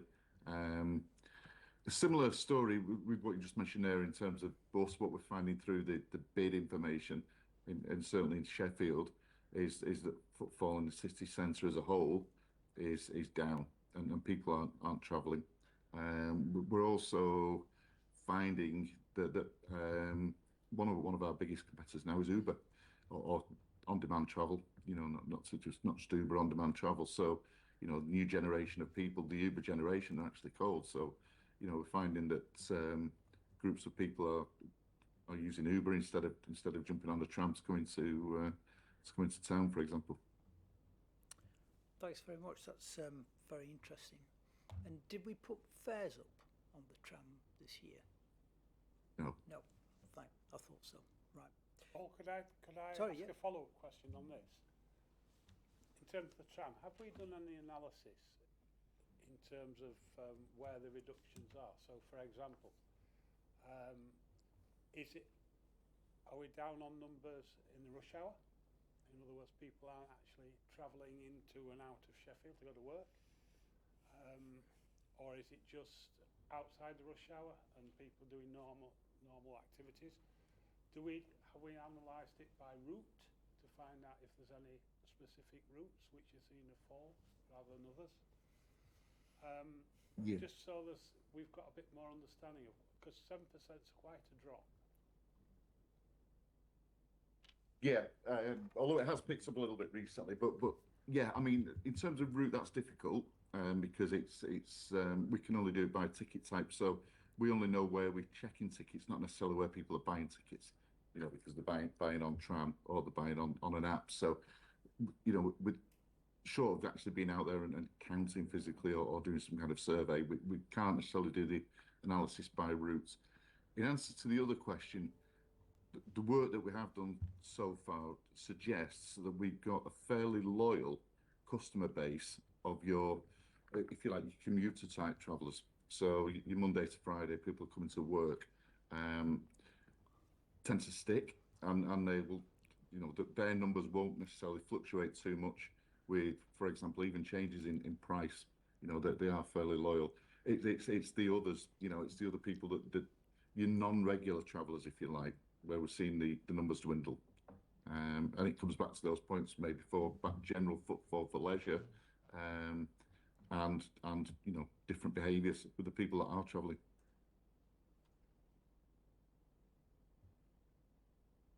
There is more work going on. We're always working on this, but that's what we're kind of finding at the moment. That's a sort of higher level finding from the work we've done so far. Can I just get Councillor Burnett to come in and? Yeah, just it's a great point that you've made there, Paul. I wonder about the demographic as well, because you said the percentage is 5% down or 7% down. We have an ageing population that are very loyal to buses and potentially trams, so maybe there's something in it as far as the age range not using the buses, because the younger people will have smartphones and will tend to use Uber. Yeah, you're absolutely right. And when we've discussed this before, this difference in generational use of buses has come through, in that we are finding it difficult to attract younger generation to get used to using buses. It'll be interesting to see what happens with the My Card work in Barnsley to see whether or not that does bring about a change. But that is something we've discussed here before, and certainly the ENCTS English National Concessionary Transport Scheme cards, they tend to be, the usage tends to be fairly constant, which shows, as Ian said, that there is a loyal base that keeps using it. But the problem we have is, because we don't have a ticketing app, we can't identify the demographic of the user of the bus or the tram. If we had that sort of app that people bought the tickets on, you could see then, you could line up the characteristic to that person always used to buy 5 tickets a week and they now only buy 3, and you could put that back to a particular demographic group and you'd understand then how that's moving. But that's where our data information falls down, that we don't have that ability to understand who the users are of buses or trams. And that's something that may come in time with the, you know, the sort of tap on, tap off that you've got in places like London and Manchester. Just one more point about the safety aspect of the buses as well, because that could drive people to use or not to use them. If younger people or older people feel safer on the buses, that could have a bearing on the data. Yeah, and I saw some information the other day about London buses, where it said that personal safety was one of the reasons that was driving people away from it. What you will find when we get the detailed analysis of demand in October is that with the questions that are asked in the annual survey, safety is one of those questions which we ask, in terms of is it a positive or negative impact on someone using the buses. And I think from memory, it's never been shown as being a particularly high reason for pushing people away from the buses. But I think it's the demographics as well, as Ian talked about, the Uber generation, just getting a cab and going somewhere rather than having to go to a tram stop, wait for a tram to come along and then go. That's the problem that needs to be reversed if public transport's to grow. Well, if I might, this is a small survey of 4 people, but the students in Sheffield, and their reason for not using buses is they don't know how to use buses and trams. So it might be worth putting something together to send out to the universities, because we've got enough students in here, to give them some ideas on how to use it. The Uber generation are so called because you can pick up your phone and 3 taps, you've got your transport sorted out. With buses and trams, it's not that easy. Exactly, yeah. Matt, did you want to say something? Good afternoon, Matt Davis, Director of Public Transport Operations. A couple of quick points, make sure I cover them all, that we've just talked about. In terms of Uber, we are shortly to pilot some promotional tickets that should make tram more competitive. We won't just share the details yet, we're just finalising that, but we will be doing something. In terms of students, we're working with both universities. We will be introducing the student tram ticket from September, a 7-day ticket. And in terms of patronage, just to add to what Paul was saying, you're absolutely right, we can't always absolutely identify each type of passenger, but we still have some information, and we are categorising them into classes. And when you look at the overall bus trend, which is down, and it is down in most parts of the country, so we're not out of kilter with other areas of the country. We've got different things going on. Concessions, travel is actually slightly up. Off the top of my head, I think it's 1 or 2%. Young people are up as well, and that's predominantly driven by Barnsley, where we're 64% up because of the My Card in young people, which is an absolutely brilliant figure. It's the adult fare payers that are down, and that's what we're seeing on tram as well, and bus. And some of that is still the changes in society, such as more home working, retail trend changing as well. But what we've got to do is we've got to drive some modal shift, and this is a national figure, I'll quote to you, but if you were to get sort of 1% of motorists to make a journey on public transport, you would more than make up for that patronage decline. So there is, as we take control of buses, we've brought tram right in-house and we improve ticketing, a real opportunity to start to grow patronage. by getting some modal shift. Thank you.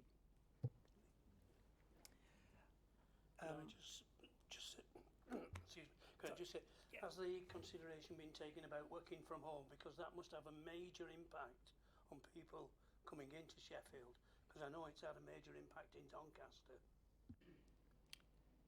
Yeah, and I think you're right, Councillor Jackson, in terms of the changing work patterns. That's bound to have an impact. And I think the thing we've always found frustrating at this committee is we've not been able to do that drill down into the information to point out where it was. I think on the last report we got, there was a suggestion that Barnsley and Doncaster have been less badly hit by the changes in working practices than, say, Sheffield and Rotherham. And I think what we'll be looking for in October is if we can have a bit more drill down. I don't know how far we can get, if we can get down to routes and show movement from one year to the next. Certainly by local authority area, I think could be useful to start to get an understanding of where it's moving, because it may not be constant across all areas. We may be seeing ups and downs in some places, and the average is 5%. So that's what I think the committee would look for when we get that very detailed analysis that you always produce for us each year. Any other question on buses and trams? I was just going to raise the final hour's discussion on signalling in trams. Oh, we'll come to that. Are you going to come to Oh, it? yeah. Oh, I'm not. sorry. Sorry, I'm not going to cut it off. It was just specifically on buses and trams, and I can see Councillor Bagley is also looking forward to that one as well. On the question of on development and capital delivery team, we had a good report from the director on that. Pleased to say that the project is progressing well. They've recruited key personnel. There's been really good engagement with the potential contractors for doing the tram life extension, tram fleet life extension, and that procurement is progressing well. Interestingly, I found that back to the risk analysis, the residual score in that area is now down to 9, which is an amber, I think, and the target is 6 for it to be green, and that's really come down well. So it's a good performance on that front. In terms of tram signalling, we did have an extensive debate on this because it is an important point. I think there's some important lessons which we need to take away. For those who may not be familiar with it, this is all about the interface between Simca's signalling equipment on the tram and the SCC, Sheffield City Council, road traffic signals. So that when you come to a junction, there'll be a tram signal and there'll be a road traffic light signal. There have been occasional failures of conflicting signal instructions. So the tram driver's been told proceed, whereas the traffic light says stop. This is a technical problem that's been under investigation, but it's fair to say it's not yet fully understood. It's possibly caused by the fact that the tram signalling equipment, like with a lot of the tram infrastructure, is old and outdated compared to the very new kit that there is in road traffic systems, which have probably developed far more extensively than the tram that we've got. The big point in terms of safety is that SIFTL have put in place mitigation measures whereby, especially at known risk locations, tram drivers are applying additional caution. So they check both the road and the tramway signals. I think the important point to understand is that most of the trams in Sheffield, most of the network, is done on what they call line of sight driving. So it's driven exactly like a car. You don't go by signals, you look at what's in front of you. that there's nothing, that there isn't another tram in front of you. It's not like the heavy rail where you have signals that divide up trains from one another. This is done on line of sight. So there's more reliance on the driver, in effect, in terms of looking carefully at where they're going. The mitigations that we've put in place have been reviewed by the Office of Road and Rail Regulation, who is satisfied with the mitigation measures that are there. So we've done all that we can, and we've got it down to as low as reasonably practical. That's where we are in terms of the day-to-day. The discussion that we had did highlight, when you look back over the history of this problem, that this has actually been running for 8 years, and we still haven't got to a point where we've resolved it. And I think the view of the working group was that there are lessons for the design of the organisation and for our future procurement and management of this situation, because everything points to the fact that we're going to have lots of situations where multiple parties are involved, Simca, SCC and others, each who may have their own contractors as well. And we need to get better at getting everybody to work together, as was said in, I think, in the capital delivery discussion this morning, where sometimes chief executives and directors have to get round the table and move things on and sort it out. In terms of the future design of the organisation in the corporate transformation project, this is something we'd like to be considered by the group, because generally the level of engineering expertise that's required now within the authority, because of its extensive fixed assets that it owns, like the tramway, 50 police stations, 1,500 police cars, shortly to get 2,500 buses as well on top of that, and 6 bus depots now, right? Or however many bus depots we've bought back, right? Because of all those, there's a real responsibility there. And one of the highlights, or one of the points that was drawn to our attention in the report, was that we're struggling to build enough in-house capability to discharge our responsibilities under some tramway regulations called the Railways and Other Guided Systems Safety Regulations, ROGS. Now, we manage that risk by buying in specialist support, which does the job and provides us with the support we need. So we're compliant with the regulations. But obviously that comes at a premium.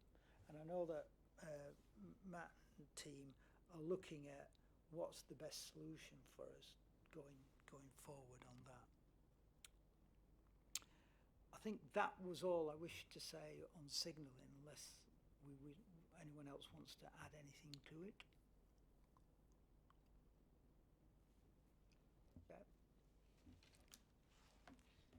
Yes, I think what we're finding now is that remember this tram system is 35 years old, and we're now starting to deal with infrastructure replacement and finding out that very much when they built the network, it was built on a bespoke basis, so that when it comes to replacing things, they don't necessarily operate with other parts of the network. So, for example, Amy are doing a traffic light refurbishment, and they found out that the new signal heads didn't work with the traffic lights, and therefore there had to be some redesign work had to be done to make them operate.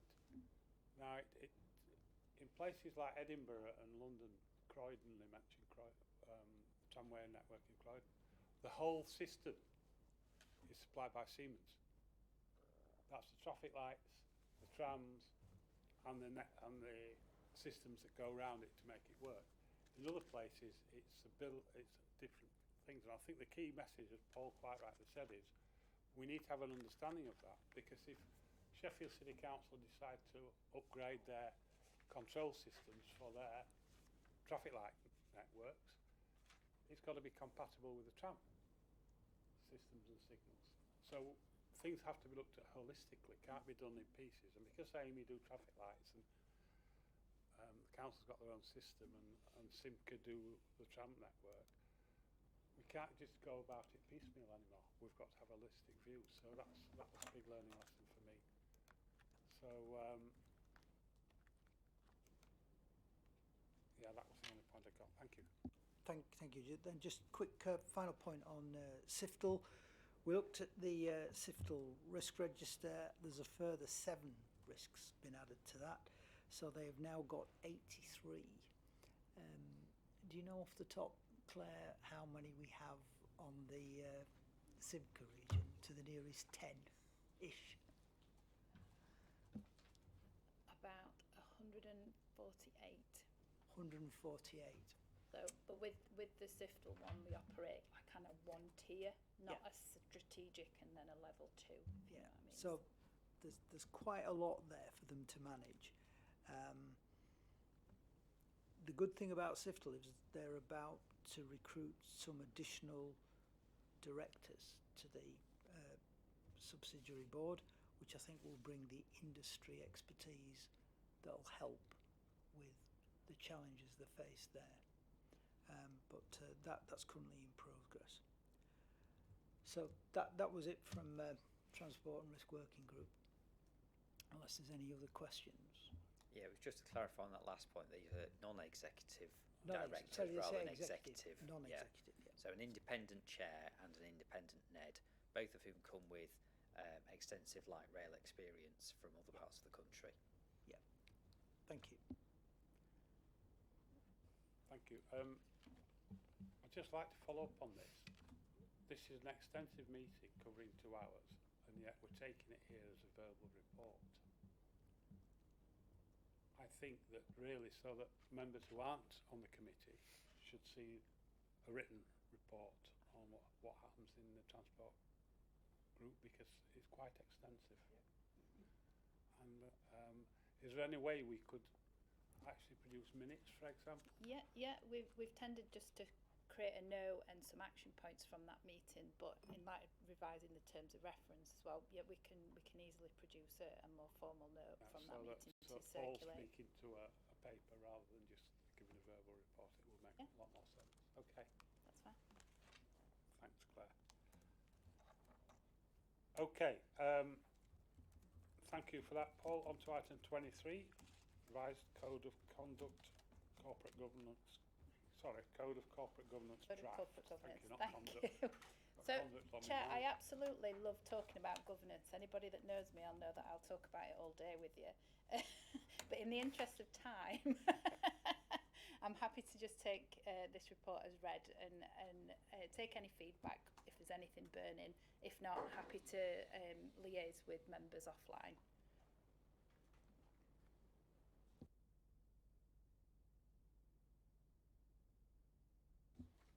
Members happy to take that proposal? Yeah. Okay, thank you, Claire. We'll move on. Item 24, Annual Governance Statement. Me again. You want? Ditto. Ditto. Same again. Are we happy with that? Yeah. Good. Okay. 25, Governance Improvement Plan, Claire. And again, bingo. 3 in a row. Yeah. Same again. If anyone's got any comments that they'd like to feedback offline, I'm just conscious everybody's time this afternoon.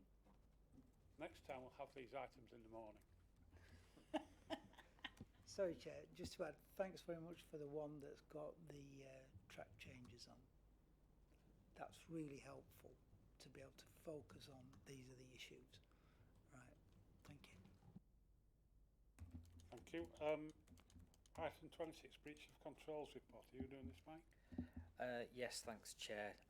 So there are not. This is a verbal update normally, and we only report matters by exception if any have arisen since the previous audit committee. So to the best of my knowledge, Chair, I'm not aware of any breaches to report to the committee.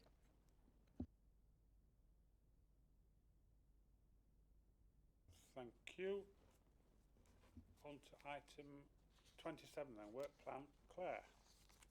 So this is just the regular item on the work plan. I think Dave's already pointed out to me earlier that one of the dates is slightly wrong. I think that's my bad.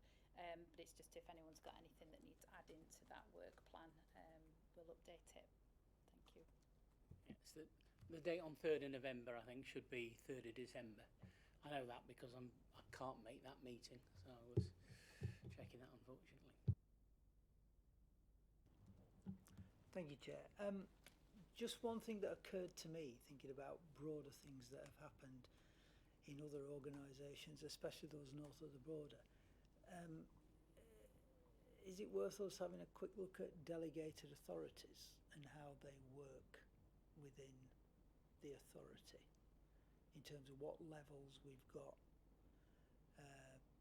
delegated down to managers and what assurance there is that those delegated authorities are being followed? My concern was, to be honest, is that in the events for the Scottish National Party in the court case that happened there, one of the major I was going to say protagonists, one of the major participants said that they were entitled to rely on auditors for maintaining control within the organisation. Now, we would say, but that's not what an external audit is about. The key thing is it's the internal audit and policing your delegated authorities that is what maintains the financial control. And the responsibility always lies with the directors of the organisation. It's not with the external auditors. But there was a comment made that said, I should be able to rely on their assurance to make sure everything works. And it's not like that. The directors and managers of an organisation have to ensure that the delegated authorities, etc., are being followed. And I just wondered if it would be useful for the committee to have a quick look at where we are so we understand how delegated authorities work within the authority. No objections to that whatsoever. I think at some point we're due to bring the proposed revisions to the financial regulations to this committee. So officer scheme of delegation would seem like a natural fit with that item. Yeah. Yeah, I'd be happy with that. Thank you.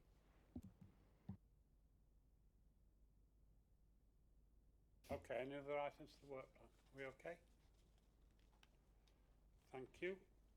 Final item then, issues for escalation. I think we've covered things off that we wanted to escalate in the meeting. Is there anything else?